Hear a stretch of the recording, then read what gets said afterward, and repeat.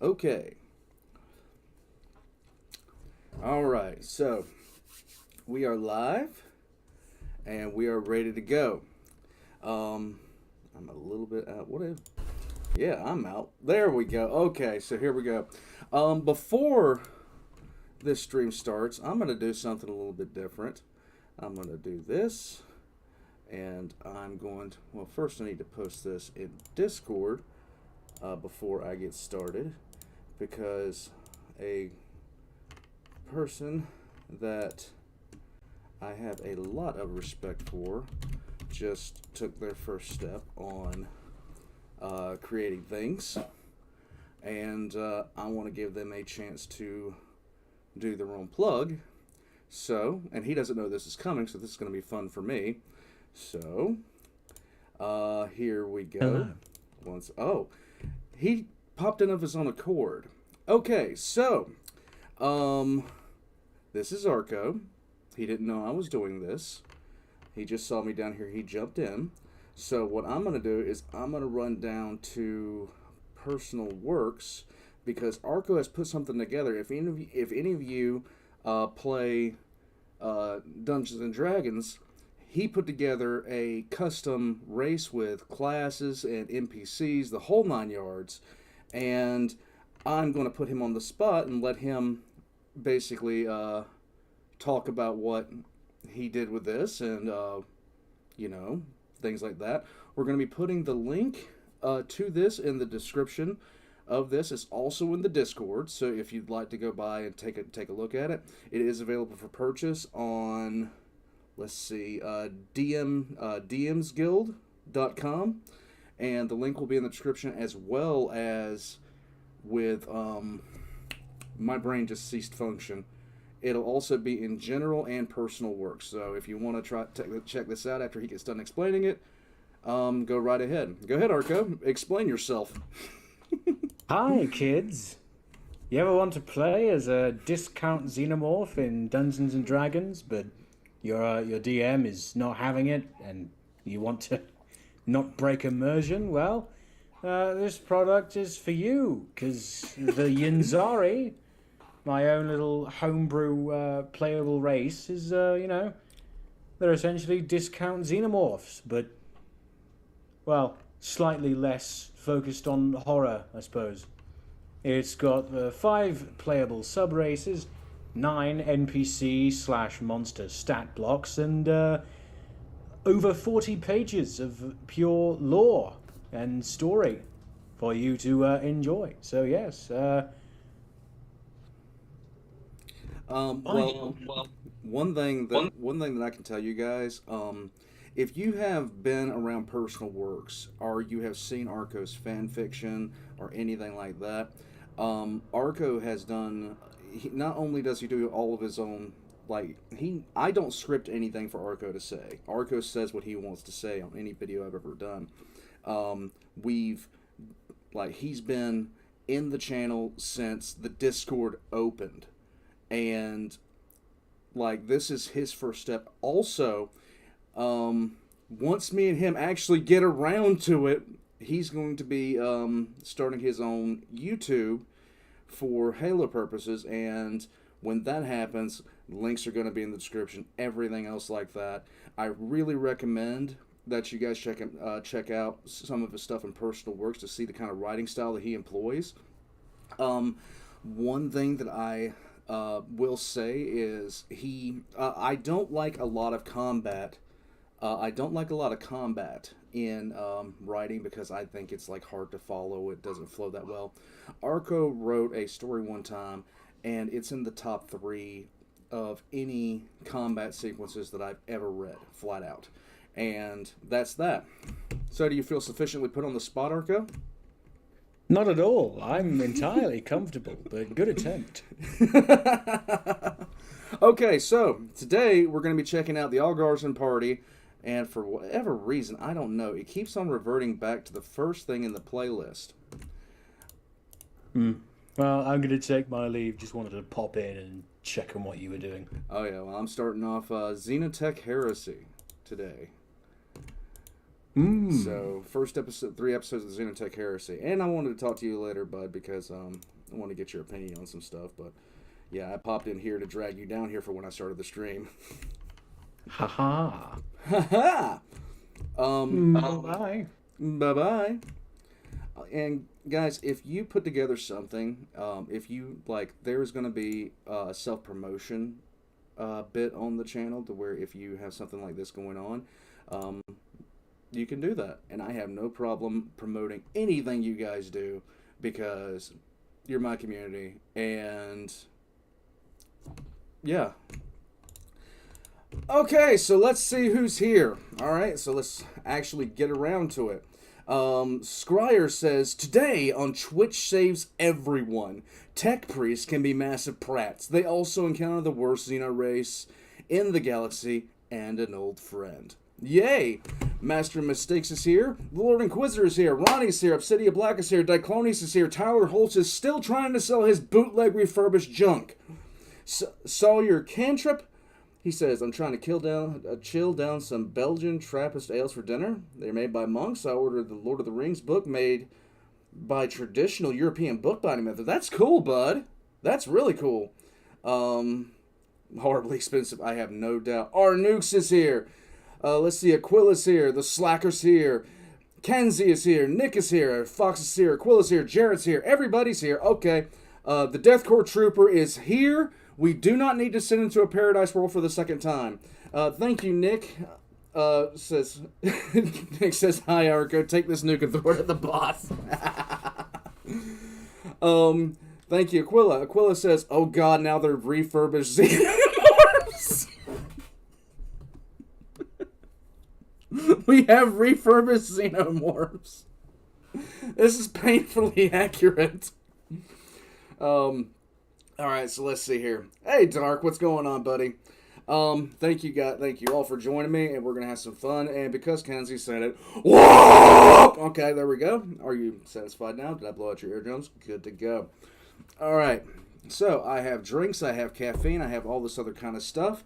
I'm considering some stuff right now as far as the job I currently am working at. That's what I was going to talk to Arko about later. We're going to see. You were cloned, apparently. Aquila, how'd you get cloned? What happened? You got cloned. I said your name twice because I'm a moron. In any case, X is in the chat if you're ready for the Xenotech Heresy. I know this is going to have to do with Tink. It is completely and totally just insane if it doesn't have anything to do with him. I roll called you twice. My fault, bud. I'm sorry. Alright, so let's get into it. Here we go. Junior Engine Seer Jim had spent the last few days discussing the problem with Junior Engine Seer Hannah. Neither of them had managed to think up any clever solutions, and there was no one else to turn to. Asking the senior tech priests for advice was right out, since they were half the problem anyway, and old Bill just didn't understand the issue. In the end, it was decided that their only option was to approach the problem directly, which is to say, Jim would approach the problem directly. Hannah refused to go anywhere near that section of the ship. Guys, okay.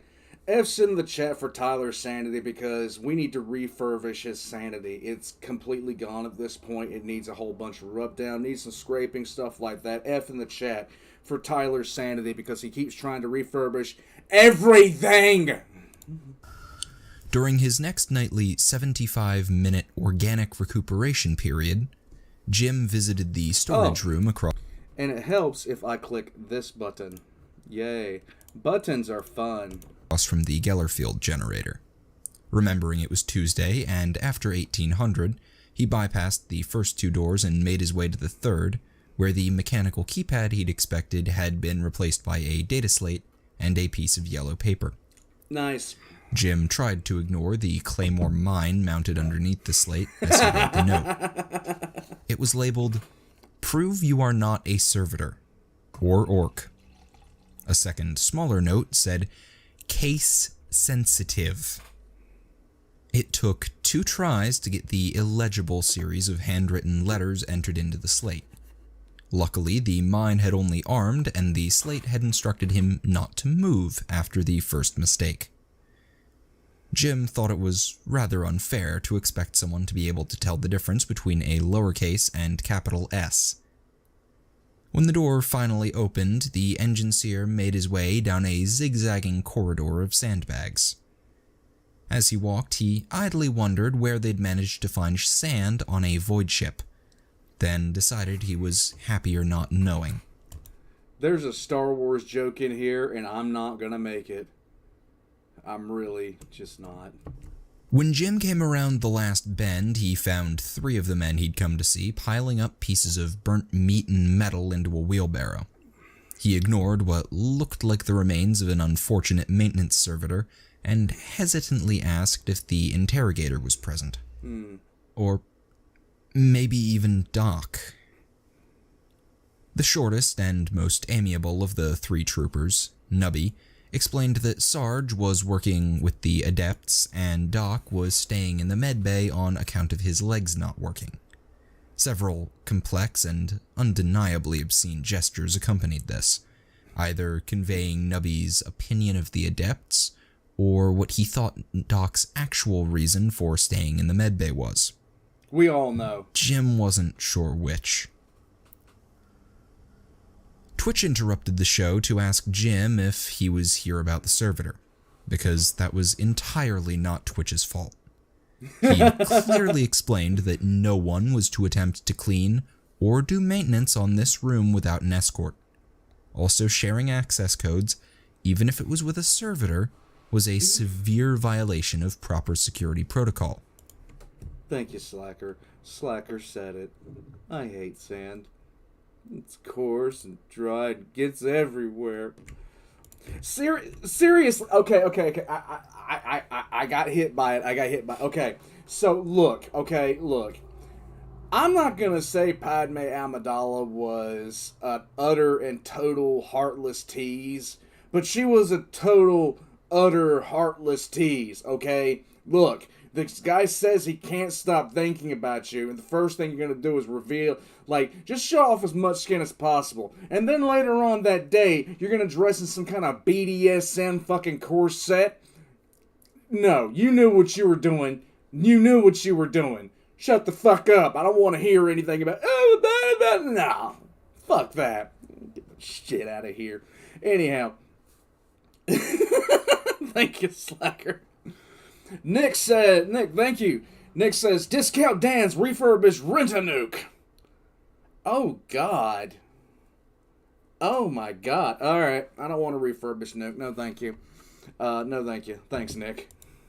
Actually, change that to especially if it was a servitor. Those damned things couldn't be trusted. Jim should know. He'd been there and seen what the psychotic murder machines had done the second they got a chance. Jim shuddered at the memories Twitch's rant dredged up, and turned to the 3rd guardsman. While the other 2 had been talking, Tink had been having a quiet, one-sided argument with the small Xenotech data slate he was holding. Occasionally, he'd switch from swearing at the controller to cooing at the hovering disk in front of him, as it tried with mixed success to pick up pieces of servitor with its small servo arm. Jim summoned every scrap of courage he could muster and walked up to the goggle-wearing guardsman. Tink, this tech heresy needs to stop. If you don't destroy that unholy Xenos contraption,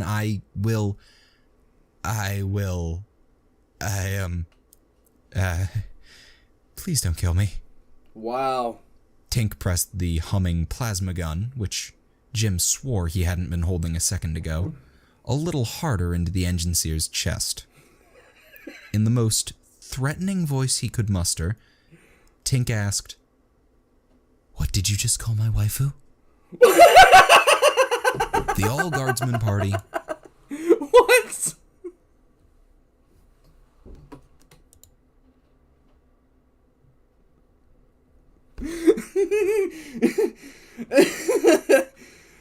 Oh, God damn it, Jim! and the Xenotech Heresy. Oh, Lord. Nubby came to Jim's rescue before long. He carefully pushed the plasma gun to the side and reminded Tink that Sarge had banned the W word. Furthermore, this was Jim, the broest of cog bros. He was definitely on the do not blow in half with the plasma gun list. Yes. And hadn't meant to insult Tink's favorite toy. There was undoubtedly a reason behind his request, and if everyone would just settle down, this could all be sorted out without Sarge yelling at anyone. Yes. Tink grumbled about it not being a toy.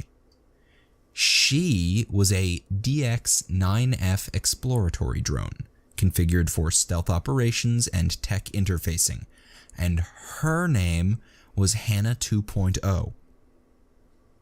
Jim went blank as he processed this, then started sputtering in a mix of shock and revulsion. Oh! Nubby groaned and waved a hand at Twitch, who obliged by pegging the ranting trooper in the back of the head with a chunk of servitor. Thank you. Both parties were hauled off and seated in front of one of the several whiteboards that had gone missing from the official briefing rooms. Jim boggled at the list on the board as Nubby forced a surly Tink to read off the last 6 items on it. Sarge's Xenotech rules. 1. Keep your stupid mouths shut. 2. If you want to use a weapon, it must be disguised as a laze gun or something. Yeah? This includes your plasma hybrid monstrosity. 3. The drone is secret. It does not leave the barracks unless it's in its box, or you can make it look like a servo skull. 4. Sarge will be the judge of whether the drone actually looks like a servo skull. 5. The drone is not a she. 6. The drone does not have a gender at all. 7. The drone is not named Hannah or Thea What's-It. 8. The drone is not named after anyone, regardless of if we've met them. 9. The drone is named Spot. It is a good name, and it's actually sort of witty. All complaints must be handwritten and submitted in person to Interrogator Sarge. Interrogator Sarge, 10. Sergeant. Anyone who violates these rules or actually submits a complaint will be made to suffer in ways they cannot possibly imagine. After the base rules were reestablished... Oh, God. I knew Tink was going to make me want to... No, just... What the hell, man? And Tink had accepted that no one was going to be allowed to shoot anyone unless it was Twitch and there was an orc attack. Nubby asked Jim what the problem was. If he was here about our recent acquisitions, it should be obvious that we had the situation in hand. Everyone was aware of the Mechanicus's little rules about Xenotech and would be keeping a low profile. So no worries. None of us were ready for the explosion that the phrase "little rules" triggered. The young engineer leapt out of his seat and started pacing back and forth, frantically explaining that this wasn't a matter of laws or protocol. This was dogma.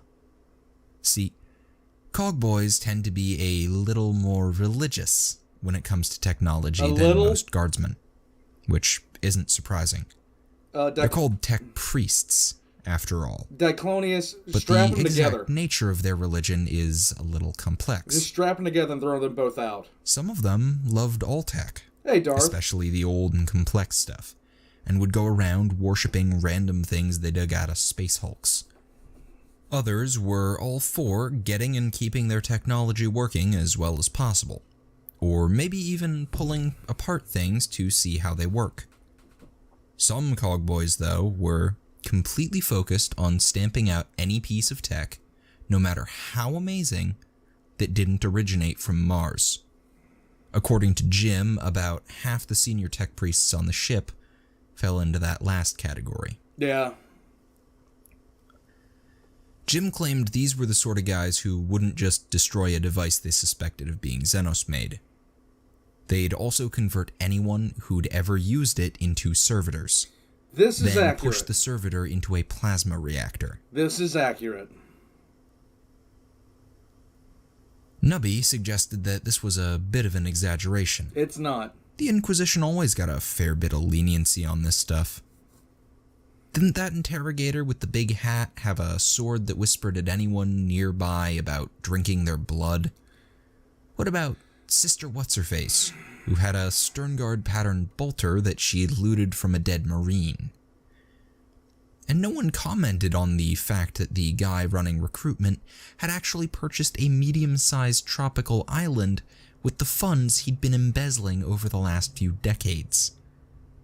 Surely a little Xenotech could be swept under the same rug these guys were using. Oh my god. Jim just shook his head and pointed out that all those things were things that the Inquisition typically had jurisdiction over. Believe it or not, hardcore Orthodox tech priests were a lot less forgiving. Jim suggested that as a baseline, we imagine a 300-year-old redemptionist preacher. Now combine that general cranky outlook with the fact that the Orthodox tech priests on this ship had been forced to accept that most of its critical engineering staff were not members of the machine cult. Okay. These guys were itching to put someone in their place. If anyone caught their attention with a cleared case of tech heresy, their lifespan would be measured in minutes. So Jim was asking, begging really, for us to give up our suicidal fascination with Xenotech. Everyone went quiet for a while as they processed this. Tink frowned at his drone controller. Twitch pondered how many servitors those priests commanded. And Nubby weighed the value of his life against that crate of Tau pulse weapons. Thank you, Slacker. Thank you. Let's see.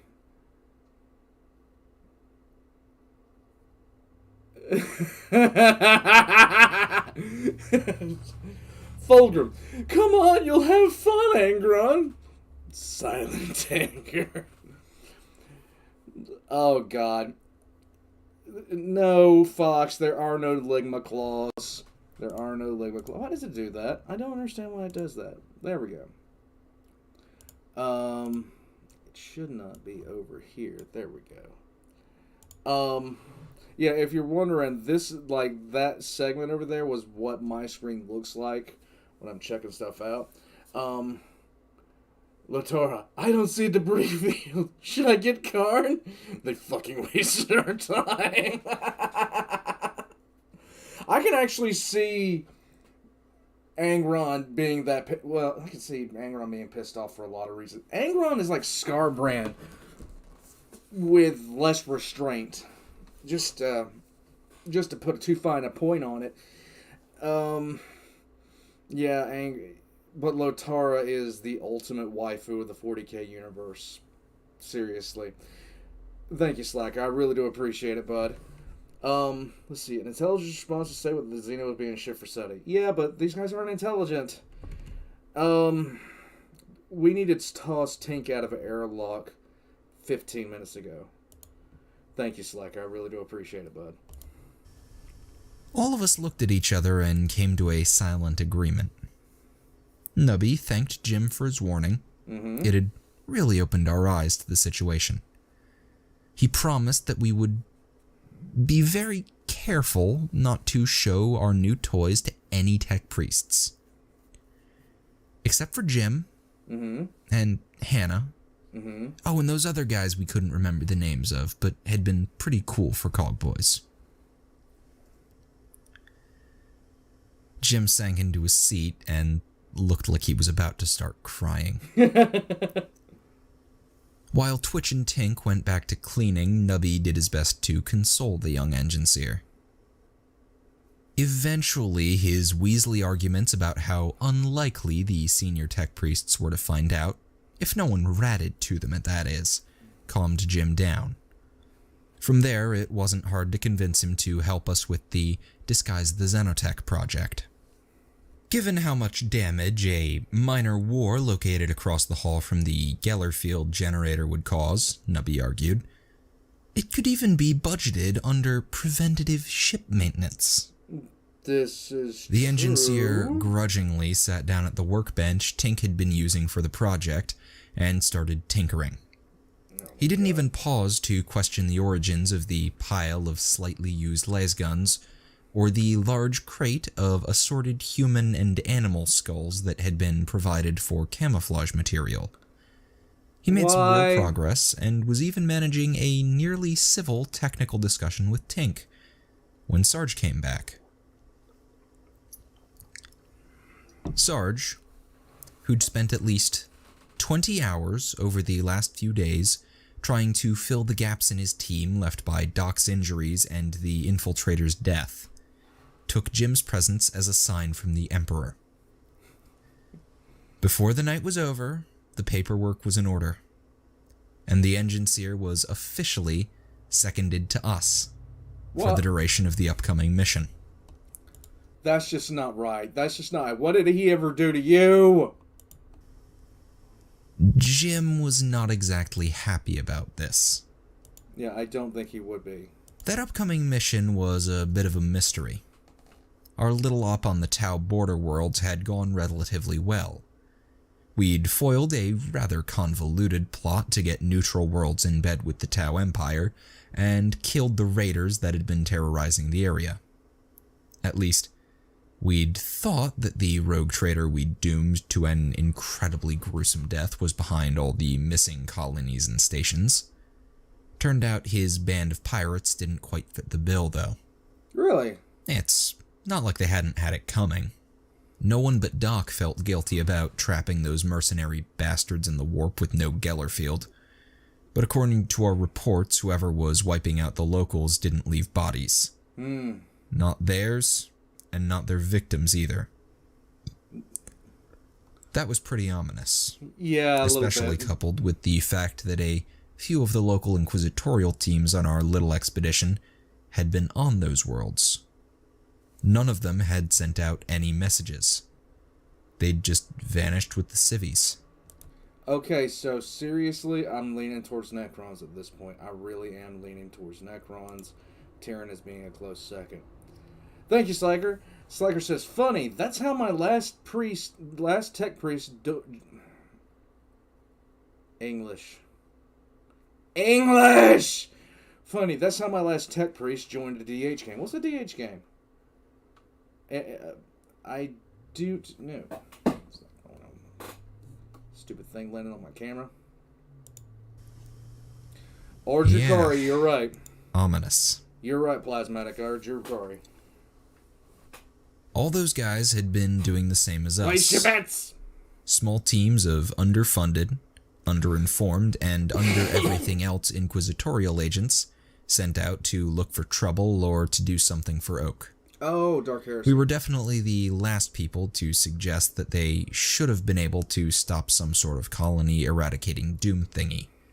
But we'd expected them to at least get something out. Even if it was just an astropath message saying, shit, Tyranids, or I feel the warp overtaking me, it is a good pain. Yeah. They didn't, though, which meant that whatever had gotten them was even weirder than usual. All we had to go on was the information the Occurrence Border's captain had scrounged for us when the teams had missed their pickups. He had a rough map of which systems had been wiped out for sure, and a few notes from the one colony he'd personally inspected. That's how we knew he was worried. The captain didn't like going down to planets. He said they were untidy. The disappearances charted a sort of winding path through the region. starting on the fringe of Tau space and twisting in the general direction of the Imperium. That was the whole reason we were involved in this mess. None of us gave a shit if a bunch of Xenos got killed, No one or really does. really cared much about the fringe worlds. But if the pattern continued, some valuable Imperial worlds were going to get wiped out.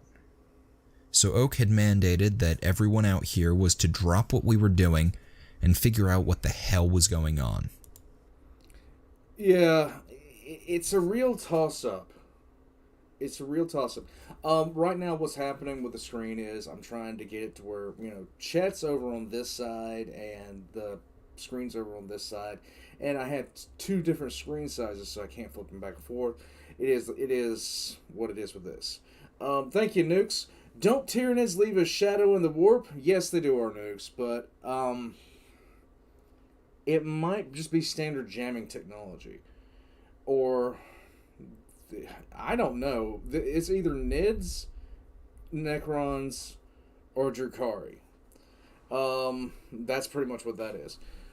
Thank you, Nick. Necrons, Nids, when in doubt, chaos.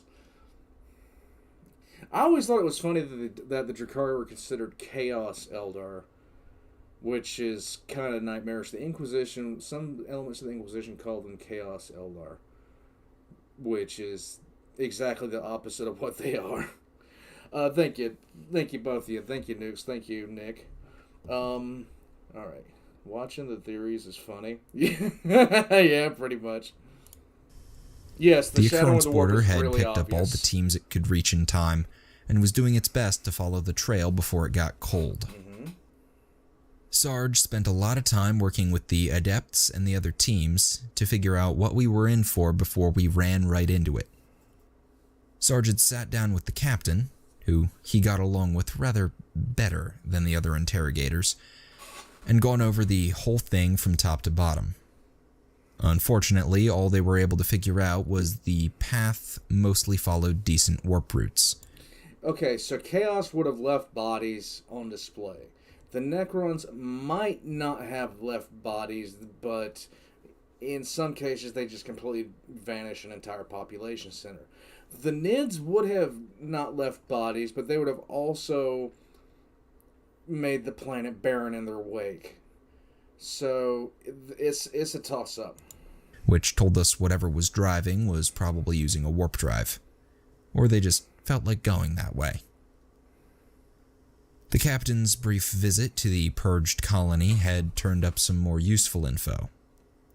He described the place as being mostly intact, but with no creatures, living or dead. There was some battle damage, but the place hadn't just been nuked from orbit, and he said it didn't look like the fight had lasted long.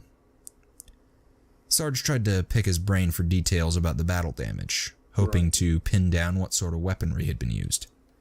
The captain wasn't much help, though.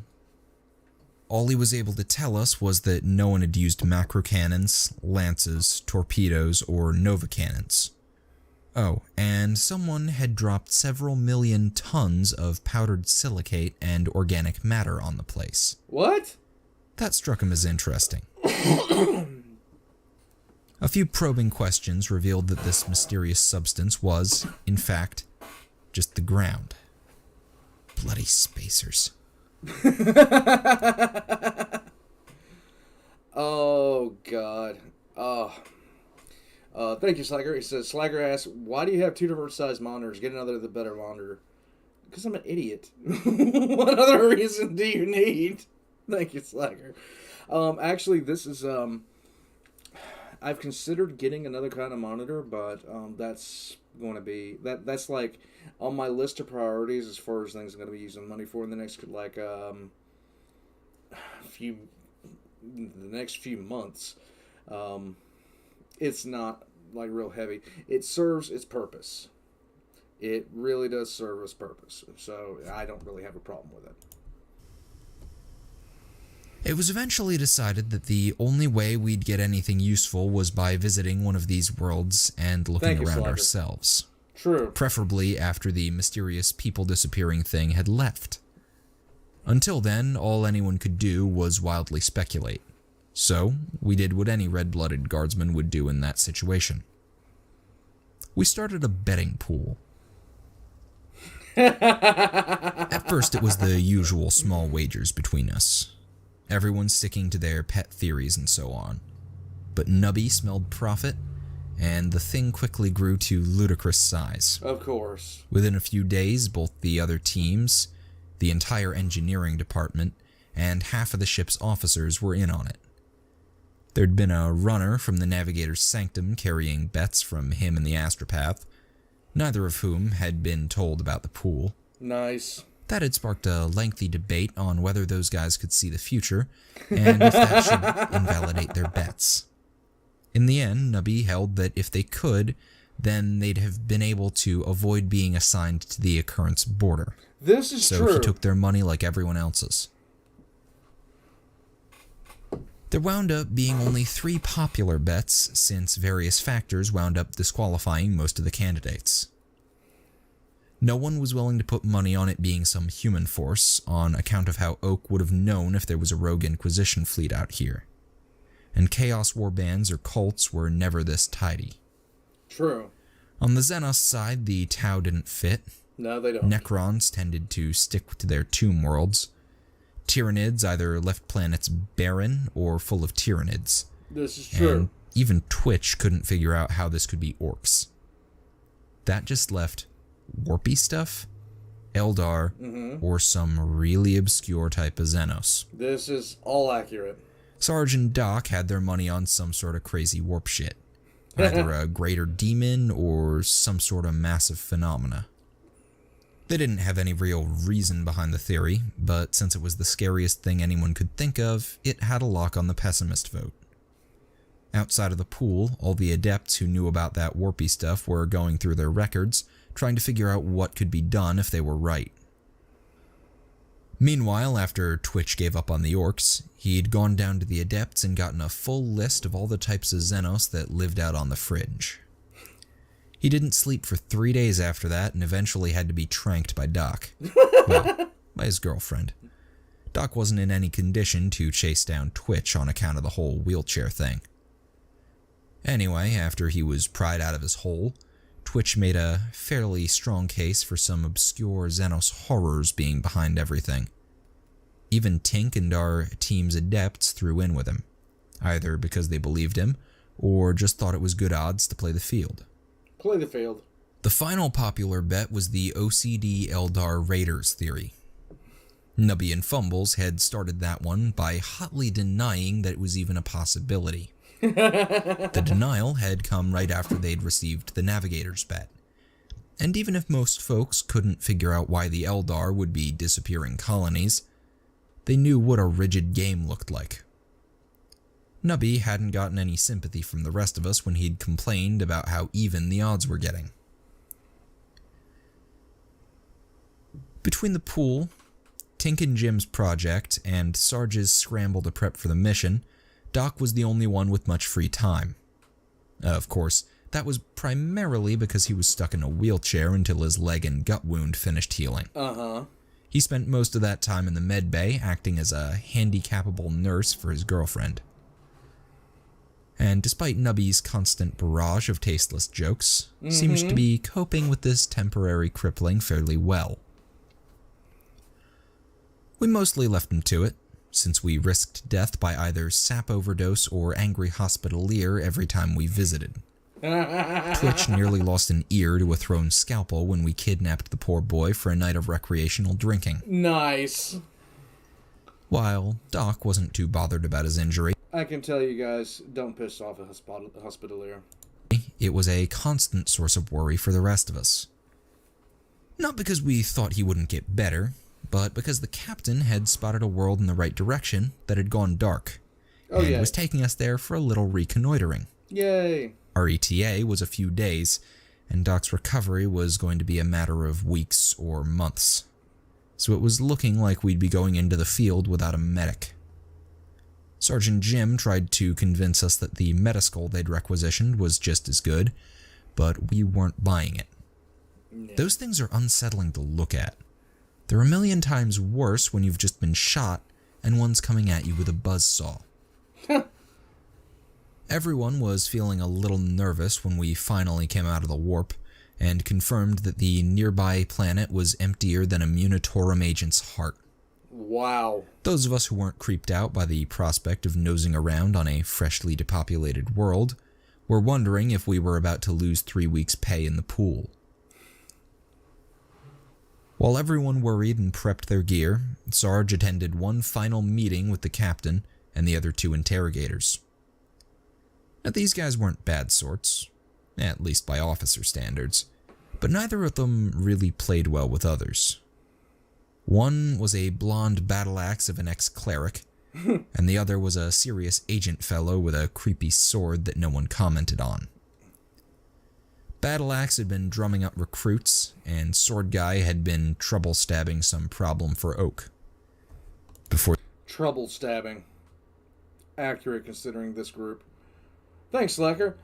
He says, boss speaks the true and has the most experience with the matter. Yeah. It can be terrifying sometimes. It can be absolutely terrifying sometimes. Dichonia says, if they're near the Ghoul Stars, there's a Necron Lord whose entire tomb turned to flares. He feeds them. That's disgusting. Thank you, Slacker. I appreciate it, bud. Before the new orders came through. Neither of them was very happy about being reassigned mid-mission. Thank you, Slacker. Despite their unhappiness, they'd treated Sarge well enough, and their adepts had worked with ours on the data processing.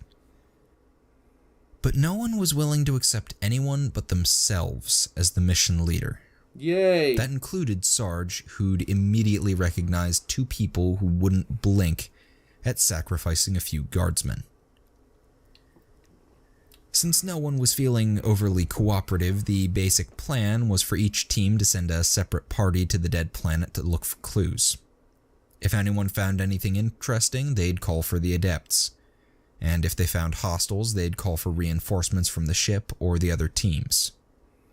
It wasn't the most efficient plan, but without some clear and present danger, it was the best we were going to get. The final meeting between the 3 interrogators and the captain was to determine who would go where on the planet, and how much support the occurrence border would provide. The planet was sorta shitty, and probably had a population of only 5 or 6 million before it got wiped out. Battle Axe called dibs on what passed for the local center of government, and Sword Guy wanted to take his team to the largest commercial shuttle port. Sarge carefully considered the remaining options, then ignored the pointed suggestions that he inspect the planet's only military base. You know what? Thinking about this would be the creepiest mission they've done so far. Just think about it. You're going to a place that had people in it not too long ago, and then the entire planet is just completely gone. This would be legitimately creepy. In favor of the smallest shuttle port on the planet. Sarge carefully deflected their questions about his choice with vague comments about hunches and feelings. He managed to hold out until the captain got annoyed and forced the discussion to move along. It was agreed that the occurrence border would hang in stationary orbit and handle communications while each team was given their own shuttle. The emergency support options consisted of the 2 remaining shuttles loaded with all the armsmen the captain thought he could reasonably spare, and the ship's lances. Everyone was reminded that the last time those lances were used at that range, they'd missed by 17 kilometers and had to be walked while still firing at full power and jiggling a lot to their target. The captain recommended not asking for any precision strikes, then called an end to the meeting. Sarge gathered us up in the shuttle bay for a final briefing before we went down. The ground team consisted of everyone except the adepts, who would be hanging out in the comm room and analyzing whatever we sent to them. And Doc, who was only in there to wish us luck before he went to get the med bay ready for whoever got shot this time. All of them? Hannah and old Bill were there too, mostly to remind us that Jim was considered essential to the smoothish running of the ship. Smoothish. It would go poorly for us if he came back in anything less than factory fresh condition. Our briefing started with Sarge acknowledging that randomly walking around on a deserted planet looking for clues was about the stupidest way of gathering information invented. This stole Tink and Nubby's thunder and shut them up for long enough for Sarge to explain our real mission, which was to hang out within support range of the other two teams.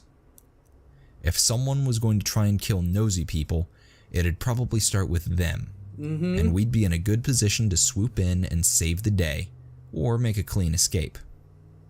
All we had to do was stay near the shuttle, and keep out of trouble while the people who actually knew what a clue looked like did the hard work.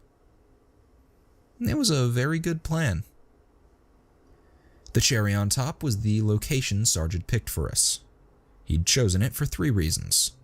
First, he figured that running around a military facility that was probably filled with partially activated defenses and undetonated ordnance was incredibly stupid. It would also be Twitch's paradise. And no other location really had anything tailored to our skills. Secondly, it was pretty much between the other teams, which would make supporting them easier. Finally, the planet's climate was cold and wet, and that tropical island shuttleport was the only credible location that wasn't currently being rained, snowed, or sleeted on. So yeah, we were going there because it looked like it would be a pleasant day at the beach. Yay! Doc and his girlfriend looked vaguely jealous as we boarded the shuttle.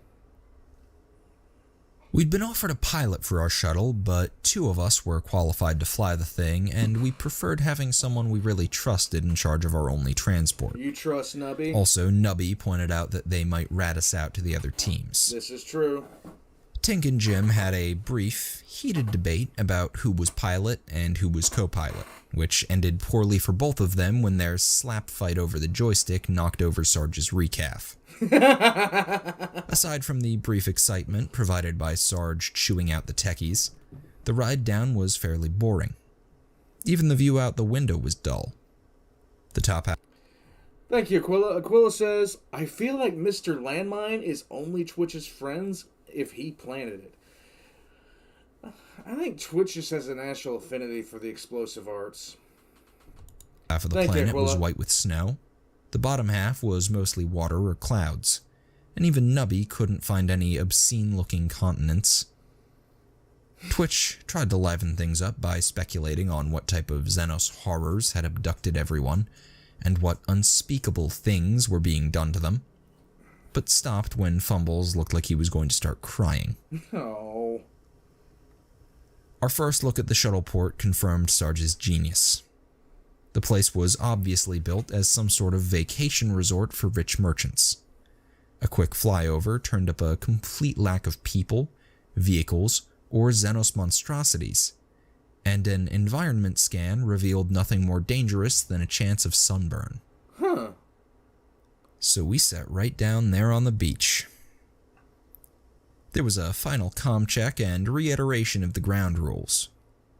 Then everyone went off to enjoy themselves. There you go. Now, you may be getting... Okay, guys. 1 second.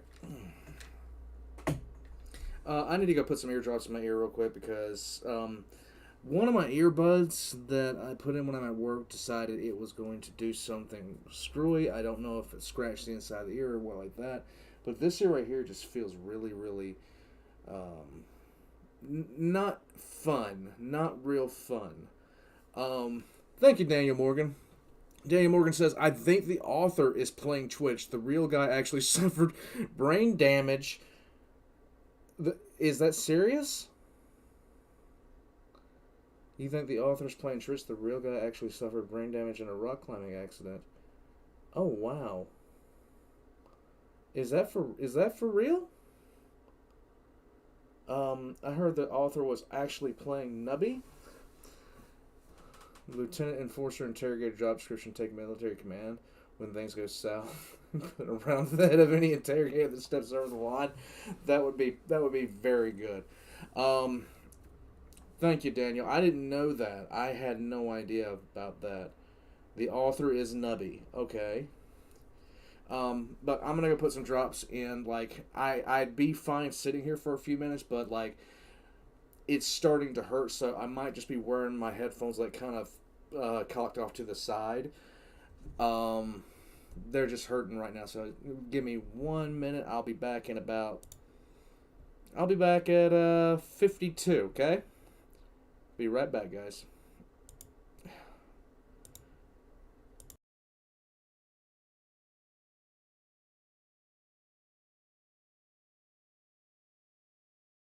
I'll leave that on and that up. There we go.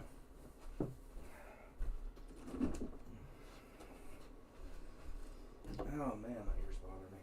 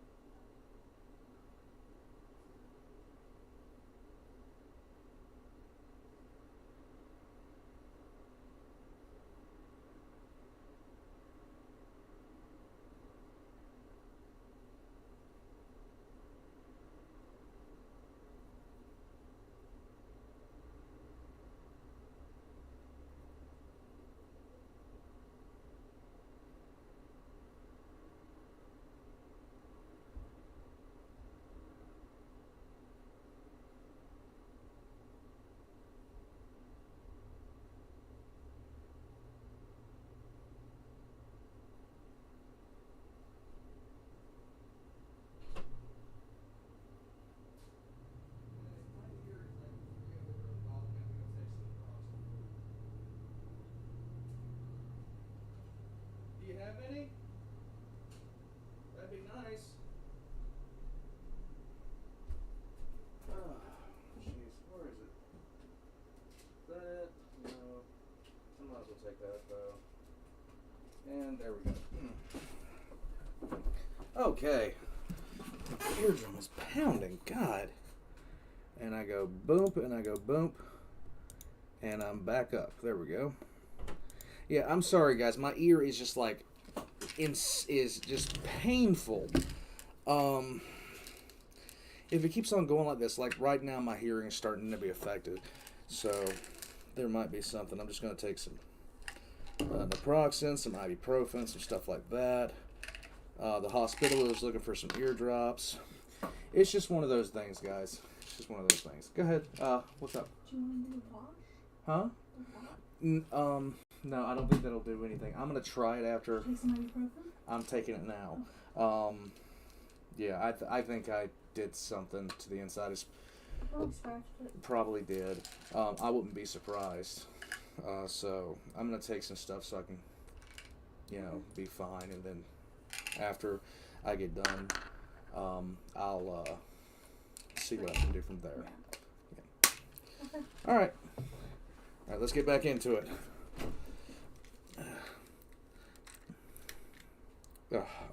Yeah, I know the mic was on.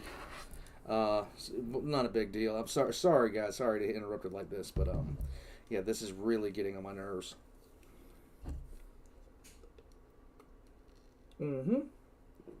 All right. Okay, so I still don't know who this is going to be as far as the Xenos go. I don't know who would steal vehicles. Bodies, that could be a bunch of things, but vehicles, that's a different matter. Here we go. The impression that we weren't taking our mission as seriously as it warranted, and anyone from the other teams would have certainly said so. There's a difference between not being serious and not being effective, though. And we fully intended to complete the objectives we'd set for ourselves. Since, in our eyes, our main job was to be ready to save the other team's bacon, everyone stayed within sprinting distance of the shuttle, and Jim kept its engines warmed up. There you go. In defenses to the fact that this was potentially hostile territory, everyone outside the shuttle stuck in groups, and Twitch worked with Jim to set up a rudimentary perimeter around the LZ. Finally, Spot the Wonder Drone was feeding everything it saw to our adepts, and we were definitely keeping our eyes open as we strolled around the beach and inspected all of the bungalows. Admittedly, Nubby was the one doing most of the inspecting, but it's not like anyone expected us to find anything anyway. Sarge picked through a few beach chairs until he found one that didn't have a big, vaguely human-shaped hole in it, and made himself comfortable. Wait a minute. He lounged. A vaguely shaped human hole? Is it like cutting, like this is the first time I've been in a situation with this series where I need more information to try to figure out what's going on. Happy birthday, Mad Clown. Happy birthday, bud. In the sun and listened to the other Stop talking about refurbished things. Refurbish the stream. team's comm traffic. From the sound of it, Battle Axe had already spotted the silhouettes and didn't need to be pointed towards them. The burly non-com laid back and idly watched as Twitch built some truly impressive sandcastles. Jim elected to stay in the shuttle, claiming that sand was bad for his metal bits, but sent out a few servo skulls and chatted with Tink over the comms. The techie had yanked off the 2 Grox skulls his drone had been encased in, and was nauseating the adepts trying to watch the video feed by racing it against Jim's skulls. When they started arguing over whether ramming was allowed and if busting through walls counted as a penalty, Sarge made them switch to hide and seek. While everyone else stayed near the shuttle, Nubby grabbed Fumbles and went to do an exhaustive search of the nearby buildings. At first it was for small and valuable items that might need a new home, but after a while Nubby realized that he was being unprofessional. A few minutes later, he and Fumbles had acquired a wheelbarrow and switched to searching for large and valuable items that might need a new home. Fumbles happily pushed the barrow and learned several important lessons about the difference between looting and recycling. Refurbishing. Everything was going splendidly, and Sarge was considering taking a nap when Twitch screamed, "Movement!" and dove into a freshly dug sand trench. They're refurbishing items to take back with them. Thank you, Slacker. Dark Mechanicus is the one organization we've overlooked. We might need some night houses. Would it be the Dark Mechanicus? Could it be the Dark Mechanicus? That would explain the lack of bodies. That would explain the lack of vehicles. That would explain all of it. That or is Fabius Ball and he's trying to build Transformers. Just saying. Thank you, Slacker. I mean, that's like the best idea out of all of them, actually. Oh, God. Could it be Tau Dark Mechanicus? I'm just saying. Thank you, Slacker.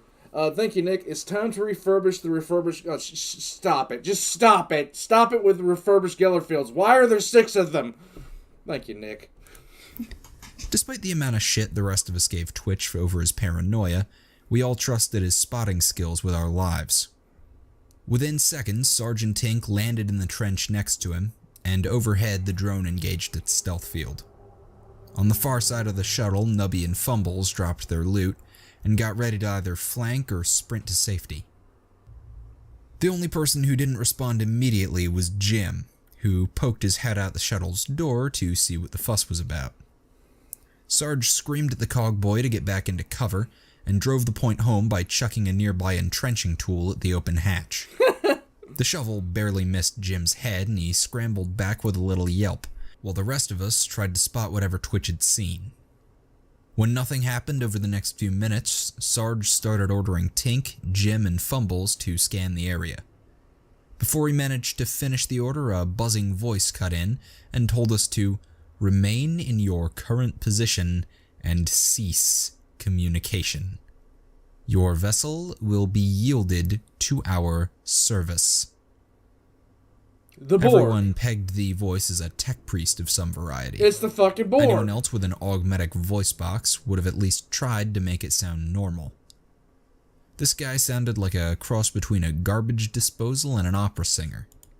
It's the Borg. Thank you, Aquila. Tau Dark Mechanicus makes everything out of golden skulls and only follows millennial blueprints. This is true. This is fuck the Tau. Anyhow. Everyone Thank you, was still Aquila. processing this development when Tink's knee-jerk response kicked in and he screamed, "Jam it up your metal ass, techno-fascist!" And it was combied. Instead of an explosion of angry binary or an immediate attack, the awkward silence was broken by a second voice exploding into laughter. It wasn't exactly happy laughter. It had a definite hysterical edge to it. Yeah, this is and bad. went on for far longer than Tink's comment warranted. This is bad. As we sat and waited for it to peter out, Sarge cut his comm and asked Twitch if he'd recognized the voice. Both of them agreed that the speaker was female and someone they'd met before, but couldn't pin it down. Sarge was on the edge of interrupting and asking for some identification when the tech priest commanded the woman to cease her frivolity.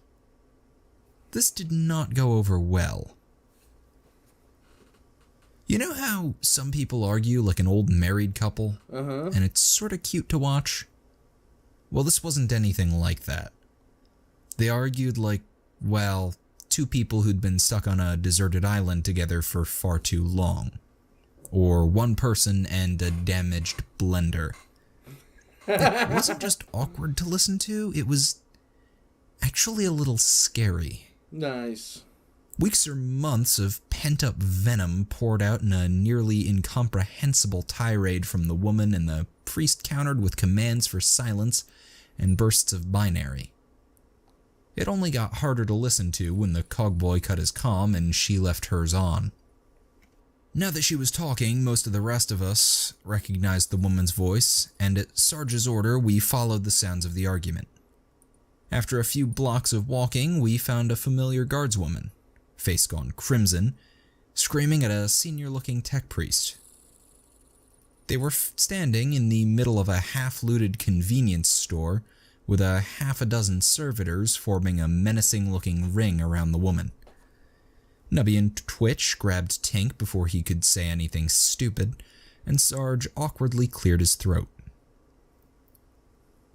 To everyone's surprise, especially Sarge's, the argument came to a sudden halt. Our fearless leader was nearly knocked off his feet when the guardswoman screamed his name and tackled him. Nubby took a picture. While being tackled by a heavily armed and moderately attractive woman is surprising in its own right, what really caught us off guard was the fact that she was crying. See, we knew this guardswoman, both as a fellow passenger from the occurrence border and as one of the few survivors of a rather unsuccessful mission to purge some gene stealers. She was originally from some Nabi regiment and had one of those 30-syllable names. But we called her Amy. It's Amy. Now, if any of us had been asked to describe Amy, we'd have used words like solid, professional, and dangerous. Never hysterical, or weepy, or inclined to hug random non-coms. I mean... You guys were thinking about the inquisitorial agent, because at first I was too. It was a commonly held belief that she'd saluted her own mother every night before bed. Which sort of made sense when you remembered that her mother was a Lord General. Anyway, the point is that her breakdown was terrifying more than anything. Sarge disentangled himself and, as politely as possible, asked Amy what the hell she was doing here. Last any of us had heard, her team had been farther towards Tau space and had been one of the ones to go MIA. Nubby chimed in and pointed out that everyone had thought she was dead. Twitch suggested that maybe she was, and asked Fumbles to check if she was a ghost. This triggered another round of hysterical giggling and got Twitch a hug of his own, which terrified the demolitions trooper. Yeah, it doesn't surprise me, actually. The reunion was brought to a halt when the tech priest rolled over to us with his servitor posse. In typical high-ranking cogboy fashion, he commanded everyone to shut up and take him to the shuttle. Our presence was not ideal, but could be made to serve the Omnissiah. This triggered another shift from hysterical to furious in Amy.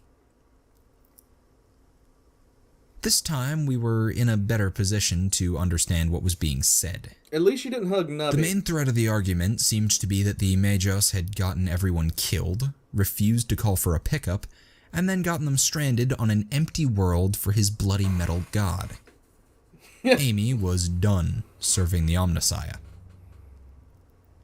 For his part, the cogboy, who Sarge finally recognized as the Xenotech hunting Magos who'd been part of our expedition, oh, Christ. This is bad. turned his vocoder up to maximum volume and tried to counter each individual point.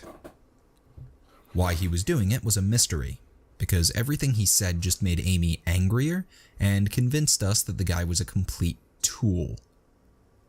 The bullshit about how his mission couldn't be jeopardized by bringing in unbelievers, or how he was not responsible for the behavior of organics was bad enough. But the crowning moment of tooldom was when he pointed at 3 familiar-looking servitors and claimed that Amy's companions still retained the majority of bodily functions. Alright, seriously, X in the chat and name this guy Craftsman, because he's a fucking tool bag. That neatly answered the question of where the Arbite and clerics she'd been teamed up with had gotten to. Wow! Over the next few minutes, things degraded even further as Tink started needling the tech priest as well. Sarge was about ready to step in and end the shouting match one way or another when Tink saddled up next to him. In the quietest and calmest voice he could manage, Twitch told Sarge that these guys weren't the movement he'd spotted, and he was fairly sure we were being watched. He asked if we could very casually start falling back to a more defensible position. Let's do that. Sarge looked around at the floor-to-ceiling windows on 3 of the walls around us, and agreed that might be a good idea. Employing the entirety of his acting talent, Sarge announced that some fresh air might calm everyone down. Yes, fresh Nubby air. took the hint and grabbed Amy, while Sarge tried to chivvy the Magos out of the shop. When that didn't work, he just got behind the tech priest and started pushing him until he got the point. Twitch, trying to keep his head from swiveling like a nervous pigeon's, set his eyes on a sturdy-looking garage and led the way. Twitch casually gave a hand signal as he walked. Tink correctly interpreted this as an order to send out his stealth drone, and Fumbles got the point after Nubby kicked him in the shin. The sucker swayed a little and tripped over a curb, but when we hauled him to his feet, he shook his head and muttered about everything looking clear. At the back of the group, the shouting match continued. Okay, so Fumbles isn't detecting these things either. He didn't detect Amy and the Craftsman, but still. Even though Amy's heart obviously wasn't in it anymore. She'd picked Neither up is on her what was head, happening, apparently. and everyone could tell she was trying to hide the fact that she was terrified. The only people that were oblivious to the change in the atmosphere were the tech priests. The Magos had really started picking up steam now that Amy was distracted. He was loudly bad-mouthing just about everyone, and made it very hard to concentrate on looking casual. We'd reached the edge of the garage when Tink made a sort of high-pitched wheezing sound and went pale. Everyone took the hint and started power-walking towards the opening. Well, almost everyone. At the back of the group, the Magos and his servitors had come to a halt, Let him get and the shot! tech priest was in full monologue mode. Let him get shot! He stood there, stock still and surrounded by his herd of servitors, and loudly declared his genius, devotion, and general craziness to the rest of the world. Let him get shot. As he entered the safety of the garage, Sarge glanced back at the Majos and then at Tink, who shook his head violently. Sarge sighed, grabbed a smoke grenade, and chucked it at the Majos' feet at the exact time the sniper fired. Nice. The shot was perfectly aimed. A nearly invisible laze beam came in at the Majos' eye level. Would have been a clean kill if he hadn't had a refractor shield. There was a blinding flash where the beam met the shield and the tech priest started screaming orders at his servitors. Now that the charade was over, Sarge asked for a sit rep as everyone got their weapons ready. You know what? Why did he have to have that piece of tech? Why? Just no refractor field. I don't want to deal with this guy. Tink claimed that there were 2 hostiles wearing some sort of stealth suits and carrying rifles. Okay. Neither of them had line of sight inside the garage. Their stealth was damned good, so there were probably more he hadn't spotted. But they either couldn't hit us, or were all focusing on the Majos. Probably Speaking of the focus on Majos, he'd apparently decided not to come join us in our cover and had hunkered down in the smoke with his servitors. The 6 meat puppets had formed a Just let him die! sort of wall around him, and were firing an indiscriminate barrage into the surrounding area. Didn't look like they had any real idea of where the snipers were, and as we watched, 2 of the servitors went down to incredibly well-placed shots. Our desire to go out there and help him dropped sharply. Yeah. All of us were familiar with sniper and counter-sniper tactics. Tink was told to continue sweeping for hostiles, and Fumbles was ordered to do likewise. The theory was that once we had their location, we could lay down suppressing fire or start flanking.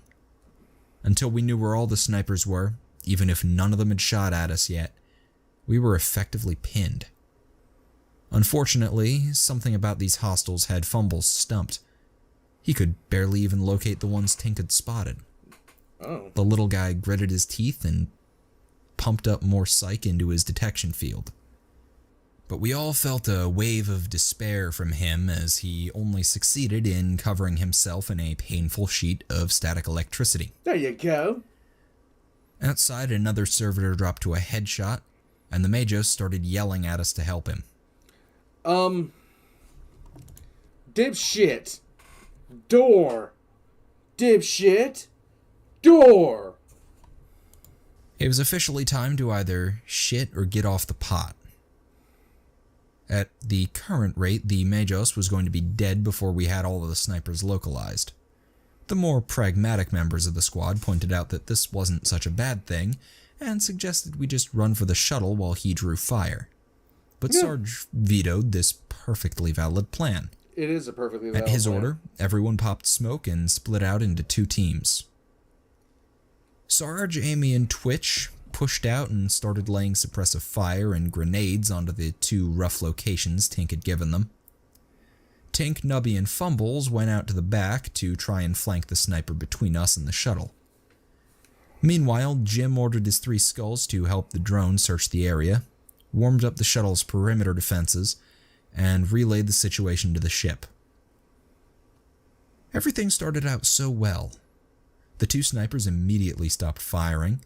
Tink managed to spot a 3rd and put a plasma bolt through the bastard's cover, and our flankers were almost in position. It was really looking like we were going to be able to neutralize the hostiles, or at least get to the Majos and start a nice orderly retreat. What are they? Then 2 things happened and everything went to shit. Nice. At first, we thought the psychers had popped smokes of their own and were falling back. The buildings they were holed up in went sort of hazy and vague, but the fog didn't drift, and a second later the snipers resumed firing from inside the cloud. Another servitor went down, and Twitch's grenade detonated in mid-arc. Fumbles screamed, "Psyker!" at the exact same moment the laze cannon fired. Well, laze cannon isn't really the right word, but damned if we could think of a better one. Okay. A laze cannon typically fires a large, powerful, brief beam. This thing was barely larger than a multi-laser and walked in a brief arc across the battlefield. It just sliced through everything it touched. Oh. Walls, lampposts, the car Sarge was hiding behind, servitors, and tech priests. Thank you. Sarge laid there for a second, trying to blink away the purple afterimages and get his bearings. He was lying on the ground and was also apparently inside of a car.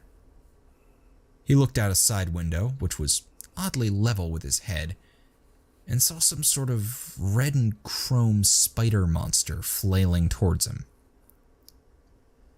Sarge tried to turn his laze gun towards this new threat, but it was wedged against the roof of the car.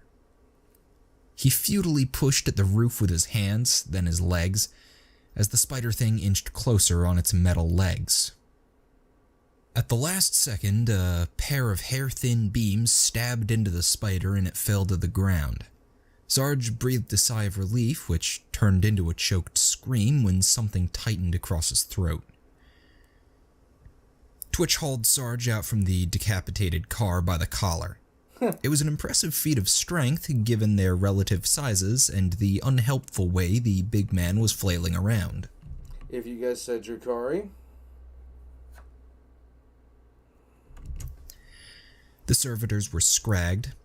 Those last sniper shots seemed to have finished off the cogboy, and there was no telling what the psyker or laze cannon would do next. In his professional opinion, it was time to live to fight another day. Twitch hit Sarge with his emergency stim while Amy popped her last smoke. Under its cover, they half-carried Sarge back to the relative safety of the garage. Once inside, Amy kept her long laze trained on the smoke-filled entrance, while Twitch tried to fill everyone in on the situation. Okay. Before he got two words out, Cydia. the laze cannon cut through the entire building at shoulder height. Wonderful. The flanking team was having better luck, all things considered. Jim's skulls were hounding the sniper. Tink had flushed out, and Fumbles had a rough bead on the enemy psyker. Tink sent his drone to get the exact position and charged up his plasma gun, while Nubby and Fumbles poured laze fire and psychic shrieks into the clouds, concealing the two active snipers. Their accuracy was abysmal, but the angle of their attack and the sheer volume of fire was enough to force the hostiles to rebase. None of them realized how bad the situation had gotten until they heard Twitch's warning get cut off by a second laze cannon strike. In an uncharacteristic act of bravery, Nubby led the charge back towards the garage, taking Fumbles with him and leaving Tink on overwatch. Jim diverted his metaskull to follow them, then sent the rest of his minions to find the laze cannon before it could fire again. They found the building teetering alarmingly, but still upright, and with Sarge standing in the middle, barking at the other two troopers to get back on their feet. Back in the garage, Sarge was dealing with a minor mutiny. Nice. He was of the opinion that the Majos was still alive and a pickup needed to be made.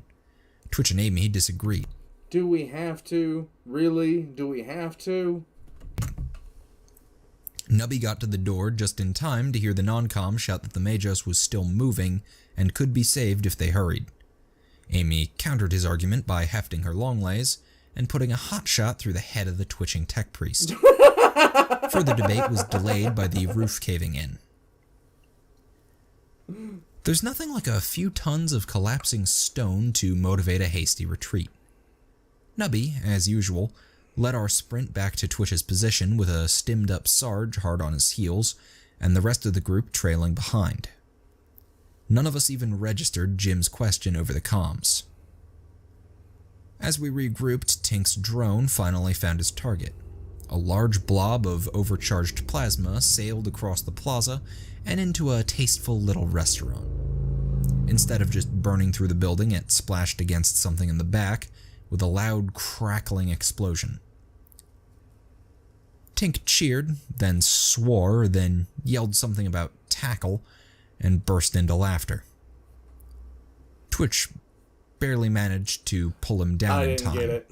The sniper's shot cut a neat little notch out of the techie's helmet. Damn. None of us wanted to start this shit again. Fumbles threw up a half-assed cloak, and we all started falling back towards the shuttle in pairs. Now that we knew what to look for, we could see 3 indistinct blurs poking in and out of cover.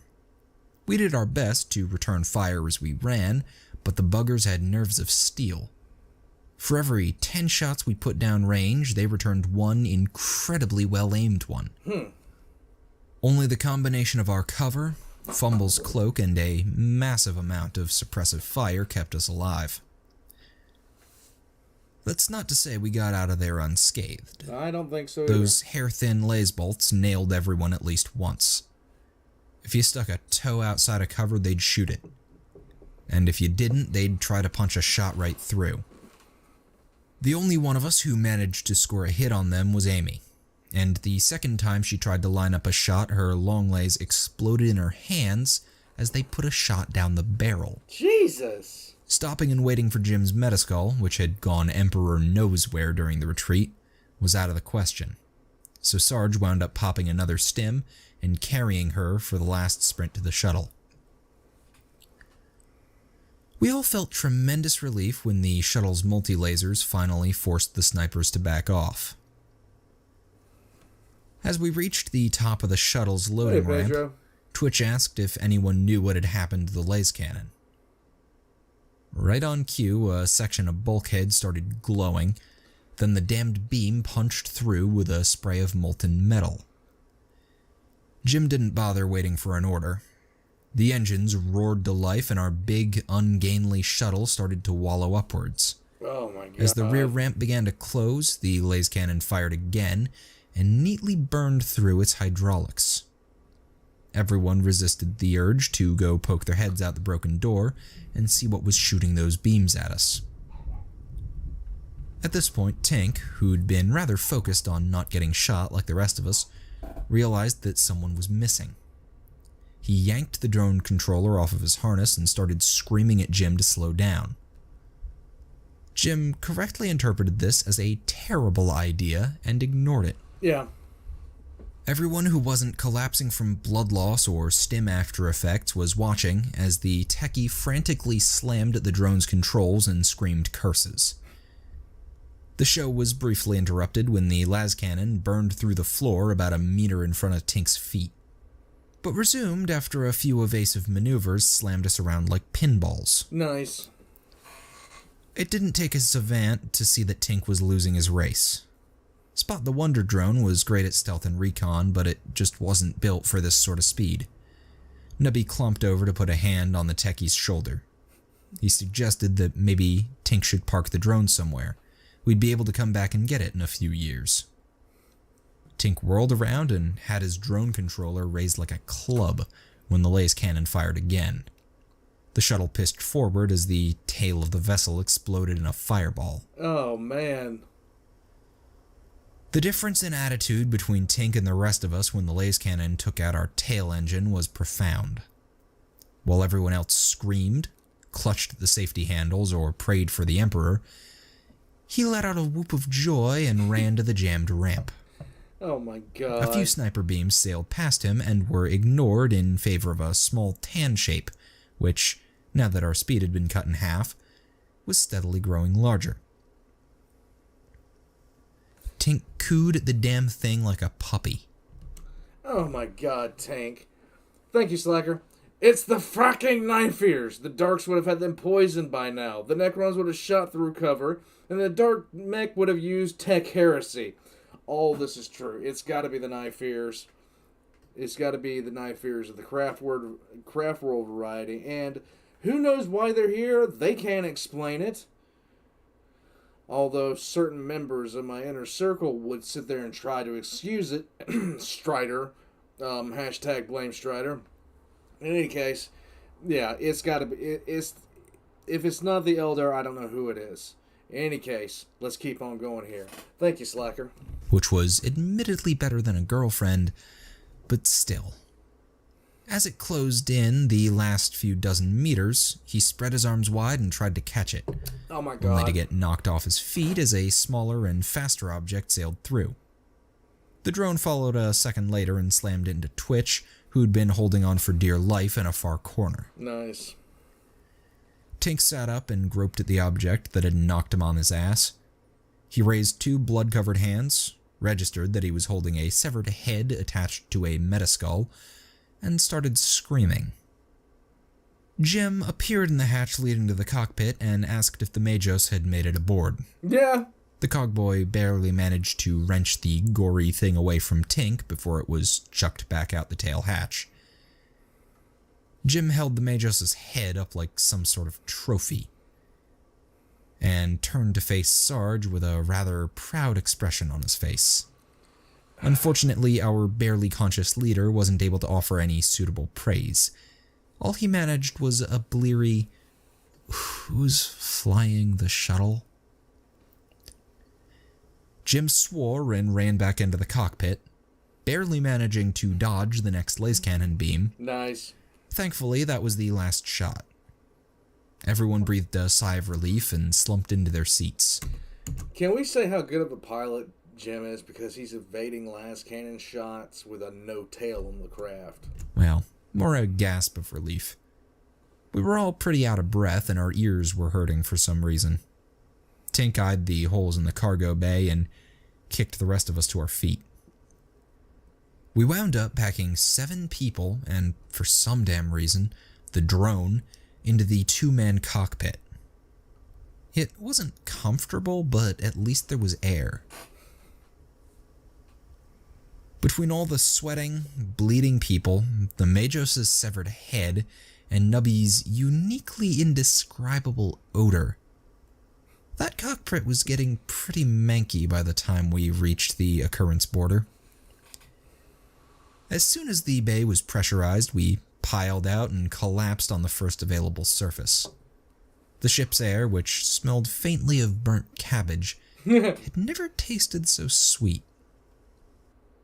The Hospitalier and her minions were waiting for us in the docking bay. Alright, so it should be Eldar, okay? Eldar should be it. Arnukes, thank you, bud. Don't the Eldar have 3 factions of Craftworld, Jakari, and the Clowns? Actually, it's 4. 5, technically, now. You have the Craftworld Eldar, which range from utterly psychotic to complete and total morons. You have the Jakari, and the Jakari are the Jakari. You have the Harlequins, and the Harlequins are the Clowns. You have the Exodites. Is it Exodites or something? I can't remember, but they try to live primitively the best that they can. There are very few of them, and I mean excessively few of them. And then the final one is the followers of Yened, of which combine Craftworld Eldar and Drakari. Yeah. Bloody Magpie. Hey, boss. Sorry I haven't been able to make it a stream today. Taking care of an 8-month-old puppy. Yeah. Puppies are very cute. Yeah. When you learn through biting, it is a thing. But so I was correct by saying Exodites. Okay, good. Yeah, I was sitting there trying to figure out if I was right or wrong about that. They went to Chicken Wing Analogy says they went to a resort and came back with a decapitated head, multiple holes in their shuttle, and a hysterical guardsman. There you go. Corsairs, Kuiper. Corsairs can either be Craftworld, but most Corsairs are going to be Drakari. That's what they're going to be. They're not separate, truthfully. They're not really separate at all. They wouldn't even be considered their own faction. Most of them are going to be Drakari, and through Drakari use the Corsairs to mount their expeditions to go get slaves, pretty much. Let me see. So yeah, I was sitting there thinking, Exodites, am I right about that? Am I wrong about that? I couldn't figure it out. Thank you, Nukes. I appreciate it. So, who's ready for part 3? Because I am. Now that we know what we're dealing with, Tink is going to be... We exposed Tink to the town, now he's going to get exposed to the Eldar. It's going to be a difficult day. Here we go, guys.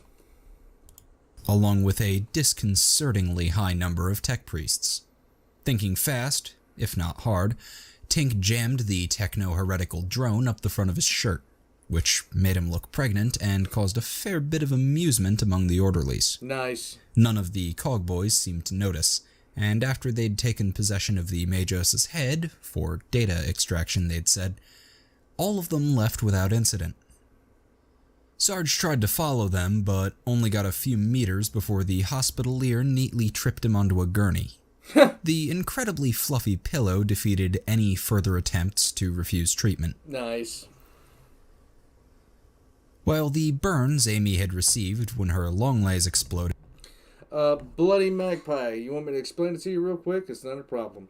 So, the episode started with Tink having named the Tau drone that he bought Hannah 2.0, which Hannah found mortifying, and Sarge had to come up with rules. So, yeah, Hannah 2.0 was out. They named the Tau drone spot. They are investigating planets where entire populations are just vanishing, and as of a couple of different things happening, we're down to Eldar as far as possibilities. Nick says, all knife ears and Tau are priority 1 for extermination. It might be a fair fight if the Nits show up in force. This is true. Oh, God. Let's see. Tyler says, I pick up a purple and gold Space Marine, and we are both on my cruiser Divine Resurrection 2, the World Chemos. Any idea why he would want to go there? A refurbished Primarch homeworld? There you go. but We it do got need the most salamanders. attention. All of us wound up getting hauled to the medbay by Doc's Valkyrian girlfriend. Dark, it's not so much the case that the Imperium ignored the Eldar. Dark Innovator asked, speaking of which, didn't the Emperor during the Great Crusade largely ignore the Eldar? The reason that the Emperor did not really pursue the Eldar is, the individual Primarchs did, but at the same token, trying to hunt down Eldar is very, very difficult. It takes an inexorbitant amount of resources to do so, and it's a lot easier to just go past them and not worry about them. Not only that, Eldar craft worlds, if they are detected by the Imperium, they have had to have had a major fuck up. Craft world Uthway was literally on top of Fulgrim's fleet. It was well within sensor range, everything like that, and they did not even appear until they wanted to.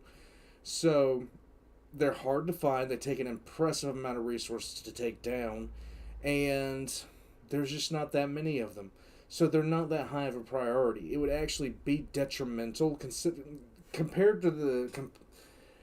It's a threat to resource ratio as far as why they don't go for the Eldar and why they didn't back then. Well, except for Jim, who tagged along with the other tech priests to keep an eye on his sample, trophy, rescuee, whatever you called the head your Metaskull had sawed off the still warm body of its patient. Oh, God. Seriously, that right there is why no one trusts those things. Anyway, everyone except Sarge was stuck in the medbay for a while. Thank you, Nick. Nick says, Eldar confirmed, but is it only them? I still think Chaos is involved. I don't mean they are working together. Possible, but highly well, it's possible. It's completely possible. The problem I have with Chaos is Chaos usually likes to let everyone know, unless they're the Alpha Legion, that they're there. Especially when they do stuff like when the circumstances are like this, they love to announce the fact that they've done something. So the fact that that isn't happening, that's something. Despite their Thank you, size, Nick. those sniper beams had been just as nasty as any laze guns, and it was surprising how many holes we had in us. Sarge was set loose after a basic patch job and yet another stimulant. Thankfully, not a combat one this time. To go talk with the adepts and other interrogators. Doc made him promise to come back for a complete round of treatment the second the situation was resolved. Speaking of Doc, he was rather happy to see us all again. Yay. Nubby filled him in on the basics of what had happened, with Twitch and Fumbles correcting the occasional exaggeration. Doc was as surprised as the rest of us had been when we got to the part about running into Amy in the Majos. He wheeled over to where she was being treated by the hospitalier just to verify we weren't bullshitting him. In his semi-professional medical opinion, she was in for a rough few days as they speed grew the skin on her face and arms. Yay. But she should recover without much scarring or needing any augmetics. He claimed his girlfriend had a lot of experience treating burns. Something about working with trainee dominions. While the rest of us chatted with Doc, Tink had pulled the screen around his bed and loudly threatened to shoot anyone who looked inside. Occasionally, the nurses would look up at the... If that drone has been hit and it is damaged and he is trying to treat it like he would treat a person, I want Tink strung up by his shoelaces and thrown out of the nearest airlock after being tied to a centrifuge that spins him around at least 1800 RPMs. The loud clanging noises and the do not disturb sign, and then start giggling. When the humor of the situation wore off and the noise was starting to get really annoying, we steeled our nerves and went to see just what he was doing in there. We found Tink with the drone between his legs, but thankfully his pants were on. He was trying to pop out an impressive dent in the front of Spot's chassis. When asked how it had happened, he reminded us of the enemy psyker he'd taken out. It had used some sort of shield to deflect his plasma bolt, and looked like it was about to launch its own attack. So he'd had Spot ram the bastard. It's hard to cast spells when 50 kilos of angry drone is bashing your head in. This is true. Turns out the psyker had one hell of a helmet though, hence the dent. Still, it had convinced the warpy bastard that it was time to fall back, so he was calling it a win. Doc, who'd been eyeing the large lens next to the dent, cut into the story at this point and asked if that meant he had a clear picture of the attackers. Tink shrugged and admitted that he probably did. But so did the adepts who'd been watching the feed. They'd get around to telling us who it was eventually, and he was the only one who could fix this dent, so his priorities were clear.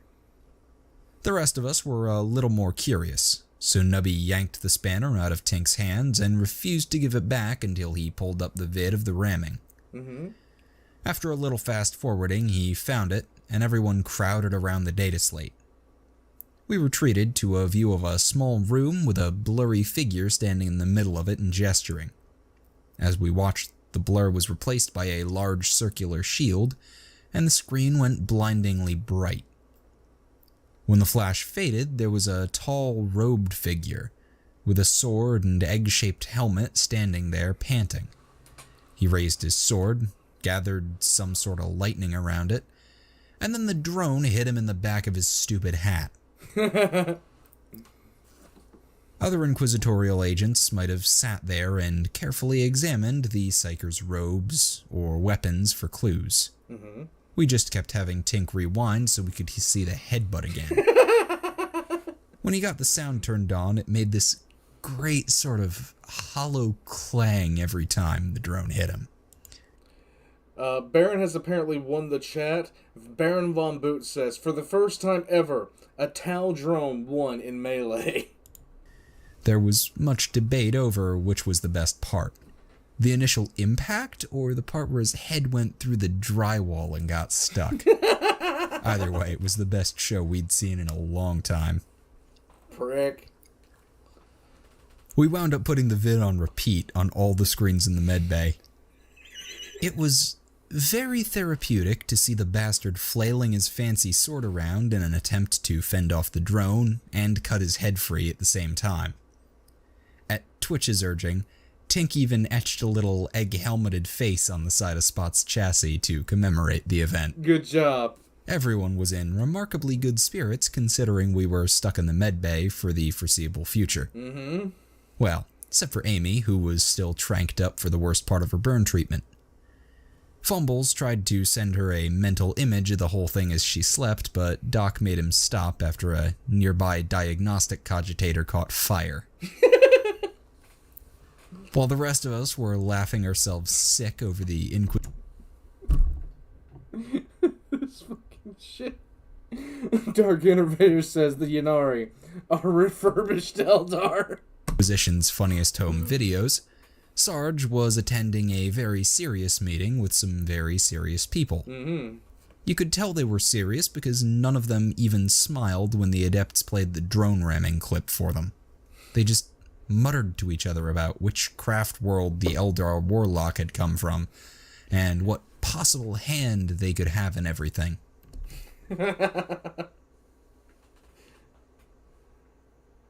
Oh my god! Oh! Thank you, Slacker. I really do appreciate it.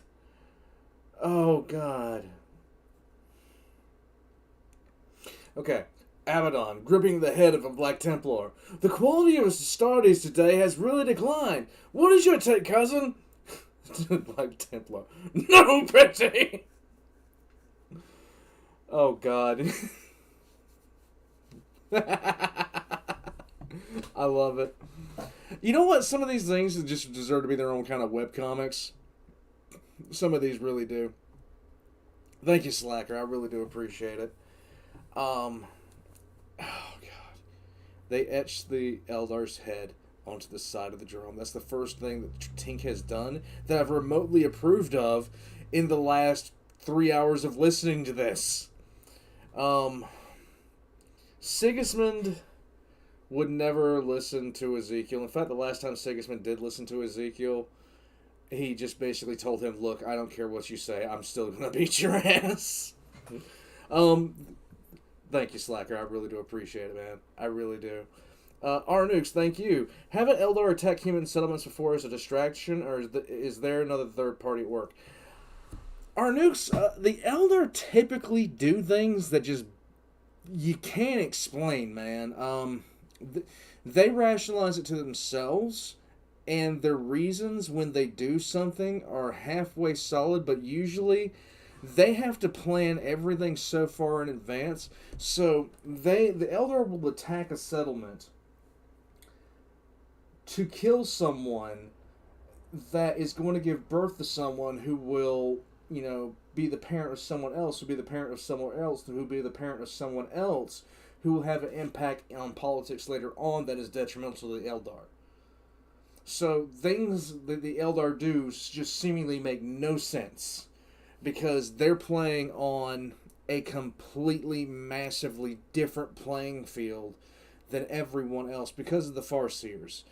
And that's why the Eldar seem so just absolutely weird, and their decisions don't make sense. They will attack a planet that in 1,000 years will have a major impact on the sector that detriments them or threatens the craft world.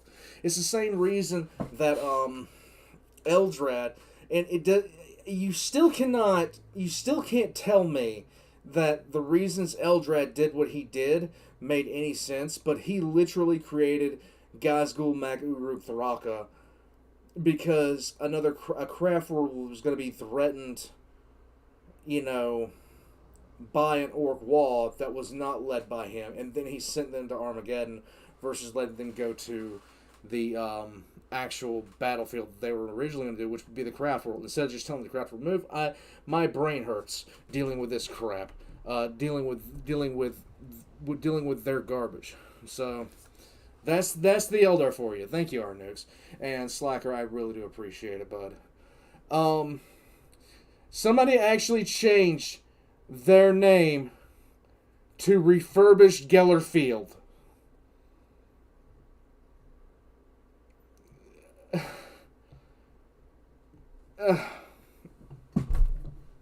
My brain hurts.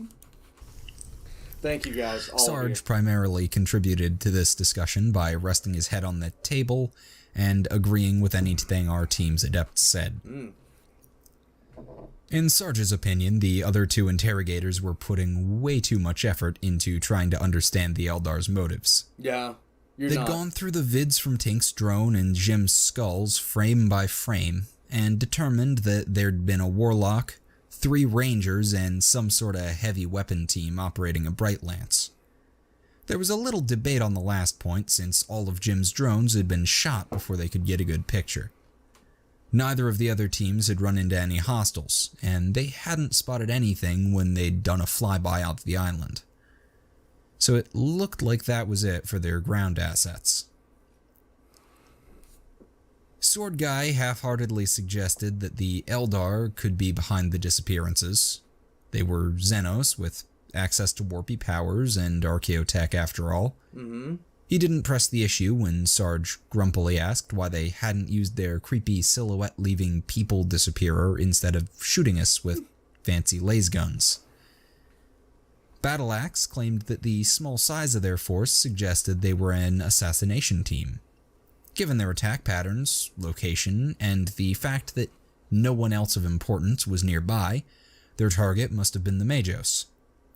From his spot at the end of the table, Sarge grumbled that he'd told everyone the Xenos had been trying to kill the tech priest an hour ago. Battle Axe ignored him and pointed out that the real question was whether this was connected to the disappearances, and if it was because the Magos had known something. Rather annoyed at being ignored, Sarge sarcastically suggested that they ask the Magos that question. There you go. Oh god, To they're his actually going to do it. considerable surprise, everyone took this seriously, They're going to do it. with Sword Guy even asking his psyker if he was capable of leading a seance. Oh my god. The debate over whether the ritual was more likely to result in useful information or a demon infestation was still raging when the tech priests arrived. Oh god. Just saying they arrived doesn't do it justice. Yay. Every single cogboy over the rank of engine seer on the occurrence border walked, rolled, floated, or slithered into the meeting room. The ratio of metal to meat in there hit 50-50 in the first few seconds, and climbing towards 80-20 when Jim brought up the rear of the procession. Sarge took notice of how nervous the younger cogboy looked, as, at an order from a senior tech priest, he sealed the door behind him. It occurred to the burly non-com that if a bunch of guardsmen had done something like this, it would have been because some officer was about to become a friendly fire statistic. Alright, Marco, I see what you said. Don't let this become your jelly-filled donut meme. What is a jelly-filled donut meme? Moving on. Sarge edged his chair away from the table and towards the most defensible corner he could find. Nice. And casually put one hand in his pocket. No one except Jim paid him any attention. The engine seer leaned out from behind his superiors and awkwardly tried to indicate that this was not the time to pull out a grenade, or possibly that his neck hurt and he wanted to lie down for a while. Jim was bad at guard hand signals. After a bit of unpleasant silence, the coggiest of the cogboys finally decided that the tension had built to acceptable levels. In a loud, authoritative, and entirely synthetic voice, he proclaimed that a seance would not be necessary. They had extracted all relevant data from the Magos' eidetic memory chip. Okay. He just sort of stopped there with no explanation of what the data actually was, leaving the non-metallic portion of the room awkwardly waiting. The second Battle Axe began to ask, the head tech priest cut her off with a shout of, "That information is sacred. It contains Mechanicus secrets. Sharing it with those who do not venerate the Omnissiah in his true form would be heretical." The cogboys behind him echoed the words sacred, secrets, and heretical like shitty backup singers. Sarge let out a weary sigh and rubbed his aching temples. it was going to be a long meeting. Yes. When Sarge finally staggered back into the medbay, he looked bloody exhausted.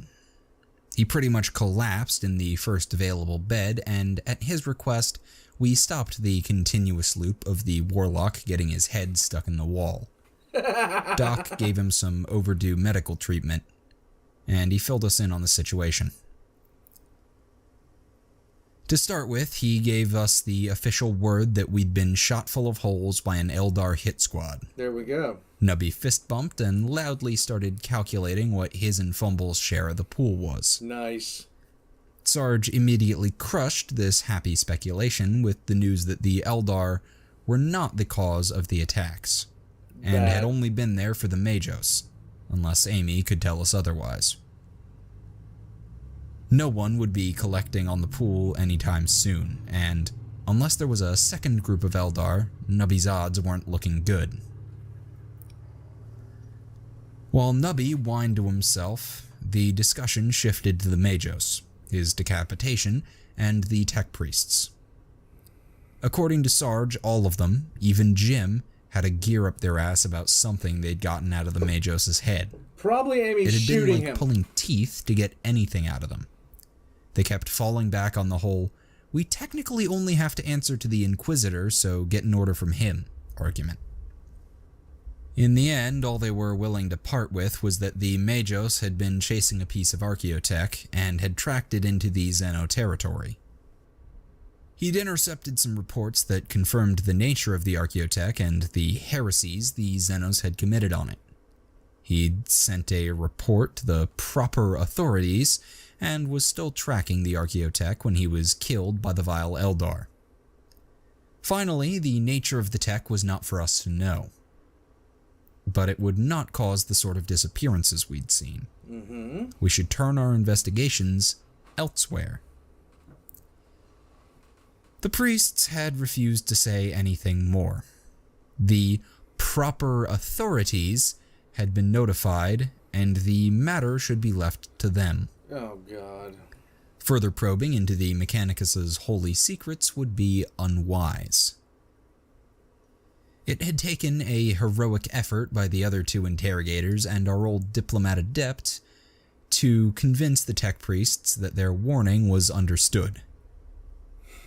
The entire army of cogboys had left secure in the knowledge that no one would be poking into their business, and that everyone would be focusing on the completely unconnected matter of the disappearances. They're connected. The second they were gone, one of the psychers had done something that made the room sound all weird, and the diplomat had asked for a show of hands. Who here, he had asked, thinks we're looking for a piece of insanely dangerous archaeotech that's either wiping all intelligent life off worlds or is being pursued by someone who is willing to do so to keep it secret? The eyes had it by a landslide. Sarge said it was nice to be reminded that not everyone in the Inquisition was stupid or insane. In the end, the working theory was that someone was hauling this thing from Tau space to the Imperium via warp ship. Whether it was to sell, study, worship, or use as a weapon on Imperial worlds was up to debate. But it was obvious that the Mechanicus and the Eldar were both chasing it. It was impressive that whoever was carrying it was managing to stay ahead of both of them. It's the Necrons. It's the goddamn Necron ship. It's gotta be the Necron ship. The fact that they were evading pursuit probably explained the semi-random course across the border worlds, though. The question was what to do about it. There was no way we'd back off and let the AdMech handle things. Imperial worlds getting wiped out like the one we'd just visited wasn't acceptable. No. The only options were to try and catch the carrier in a stern chase, try to predict their next destination, and set an ambush. Or go get some real reinforcements and try to lock down the entire subsector. Debates were had, charts were consulted, the captain was called down, and 3 possible destinations were laid out. The captain was in favor of getting... Yes, Marco, that's what I'm thinking about. I'm thinking the Necrons are trying to chase down their tech. reinforcements and wanted us to chart a course to the largest Imperial world along the border. Battle Axe and Sword Guy thought too much damage would be done before a response was mustered. She wanted us to try and jump ahead to a refueling way station that looked like it might be in the right direction. He wanted to head towards a nearby Imperial world with a rather untrusted governor that might either be a target or buyer. Sarge, who was barely awake enough to follow what was going on, wound up being the tiebreaker. When all three of the adepts had just shrugged, Sarge had fallen back on his non-com instincts. He'd stood straight, squared his shoulders, and stabbed his finger at the middle option on the chart. Sarge had loudly declared that it was the only real choice, then retreated up to the medbay before anyone realized he'd just randomly picked one. None of us saw any problem with this decision-making process. There you go. In the morning, or whatever you call it, when the ship's lights jump from 10% to max power, and the captain blares reveille over the comm system, Sarge got around to debriefing Amy. She told a fairly unpleasant tale of wandering around the ass end of the sector as the Majos did his thing. Amy and her team had been treated like mushrooms. That is to say, kept in the dark and fed horse shit. They'd never learned anything about their mission, aside from the fact that Archaeotech was involved, and had spent most of their time getting shot at by over a dozen groups ranging from gangers to planetary police forces. Wow. It wasn't some sort of giant conspiracy, though. The Majos just didn't give a shit. If there was something in the way, he'd throw bodies at it all day long if it meant getting through quicker. He wasn't too particular about where those bodies came from either. If his team couldn't handle a problem, he'd improvise. Amy claimed she'd never look at servitors the same way again. Dick. The next to last straw for Amy had been an ambush by what she now recognized as Eldar. That had killed off the last of her teammates and forced a retreat onto a merchant vessel. The Majos had proceeded to intimidate and bully the merchants into taking him on a tour of the empty worlds. Yay. To no one but the Majos' surprise, that relationship had ended with the merchants ditching them at the first opportunity, hence the island. She'd been stuck there alone with him, well, him and the servitor-converted bodies of her teammates, for a month. Oh my god. The real kicker was the bastard had a sort of interstellar communicator the whole time. What? He'd used it to put in a call to the nearest Forge world, but had refused to contact anyone else after the merchant incident. So yeah, all that went a long way to explaining the hysterics and head-shooting incident. Yeah, I can't blame her. The end of the story, though, was Amy had no really new intel. Between obvious clues, well, obvious to our depths, and that incredibly unsubtle warning from the Cogboys, we knew just as much as she did.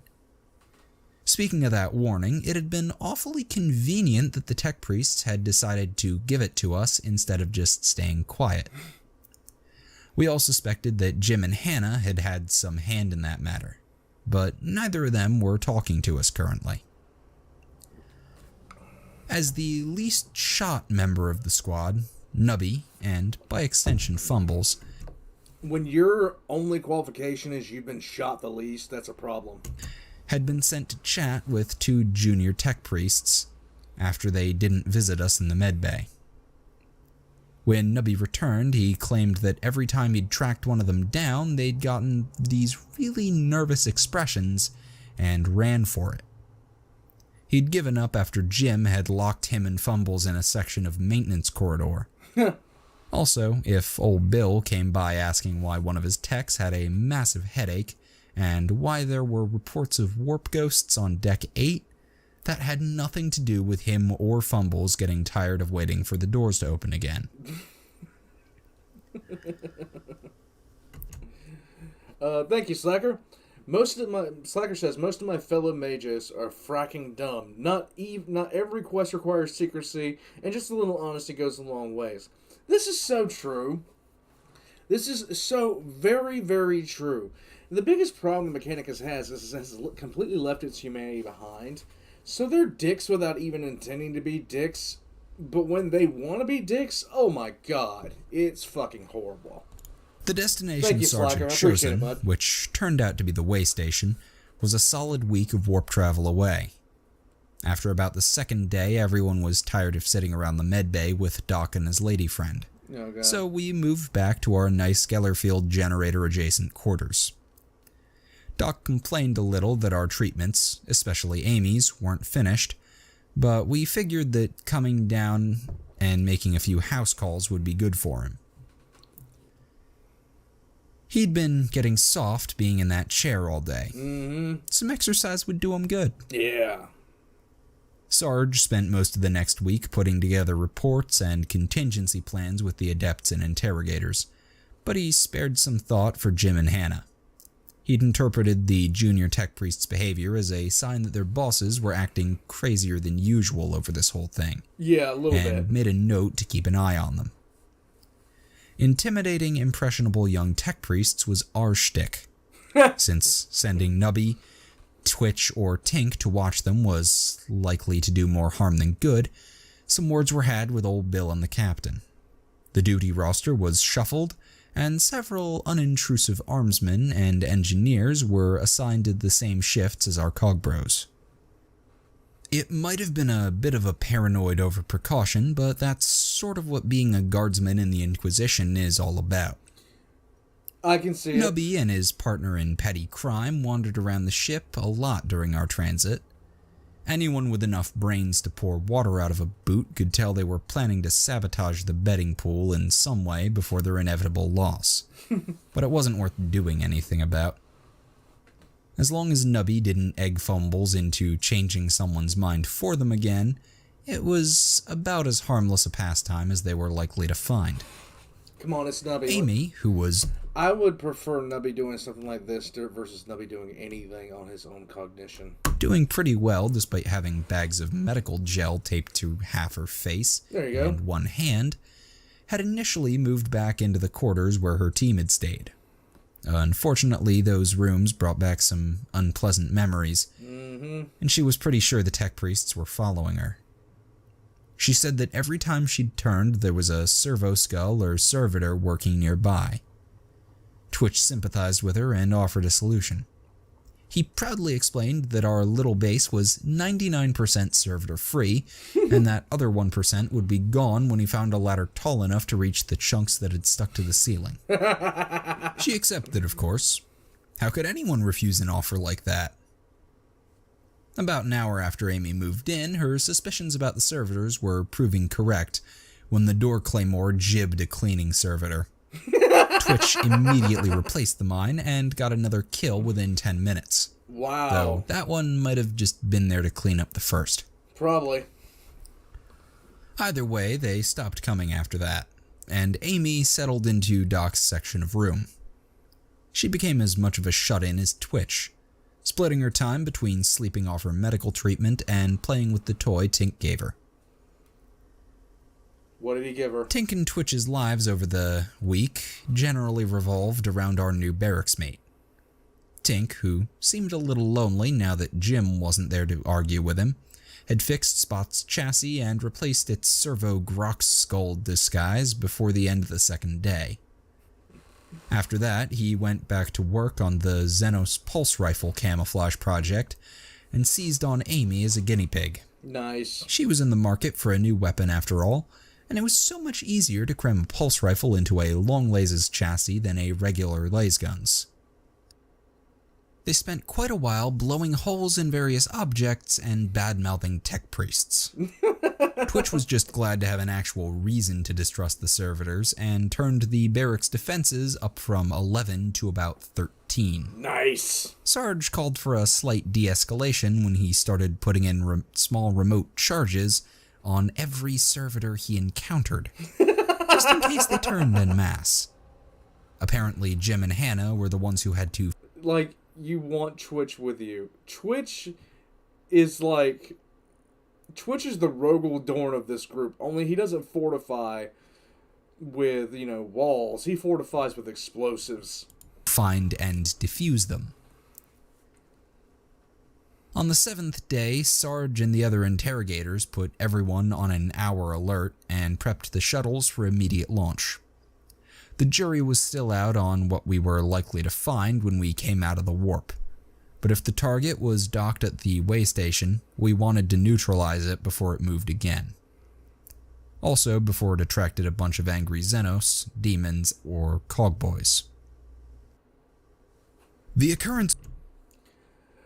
Okay, so that was the Xenotech Heresy, parts 1, 2, and 3. Lotus Wraith asks, what else do you give a lonely goat markswoman? Really? We're going there. Okay, so I hope you guys enjoyed this. I really do. I had fun with it. Slacker says, well, if you're Twitch, then he'd give them a grenade. This is true. Nick says, Twitch is a good look at a loyal Perturabo. Yes. Diclonius says, if Dorn is anti-Perturabo, Twitch is anti-Conrad Kurz. Now I want to see him fight Night Lords. Twitch is just explosives on explosives. The paranoia in that man is incredible. So, I don't know the very earliest the next live stream is going to be. I don't know. I do know that I'm going to be doing Tech Heresy Part 4 and 5 on next weekend on Saturday. Hopefully at 12 if nothing happens like today.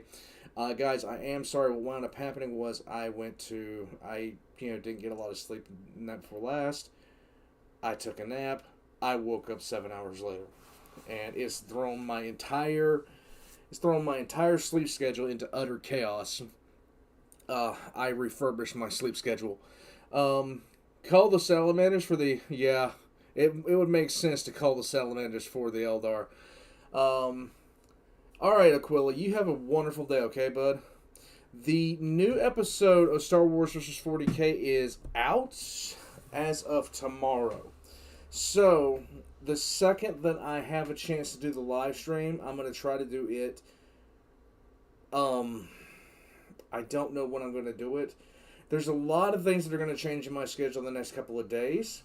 I'm not quite sure when the next opportunity is going to be, but I will give everyone at least a 12 hours heads up.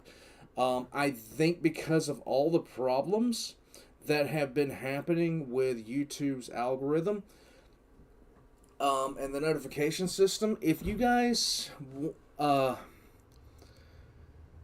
want me to, I'll start posting stuff in the community tab as well, as far as when I'm going to be doing stuff. I don't really know what's going to help with that because of the way that things happen. If you're missing notifications, try the notification bell. If that doesn't work, let me know, please. Obsidian, I hope you have a wonderful week, dude. I really do. Declonius says, if it's not on the weekend, I probably won't be able to watch it. We will find out. But until then, guys, whatever you do this week, I'll be finding out about my schedule later this week as well. I hope you guys have a really good week. I'm going to get up from here. I'm going to go check out my ear. It stopped hurting because I took a boatload of painkillers about an hour ago. And, yeah, hopefully I'll have a better idea of what's going on.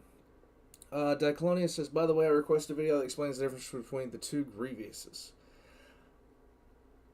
True. Wolf says, Diclonius, I will be watching that at some point. I just don't know when I'll be able to.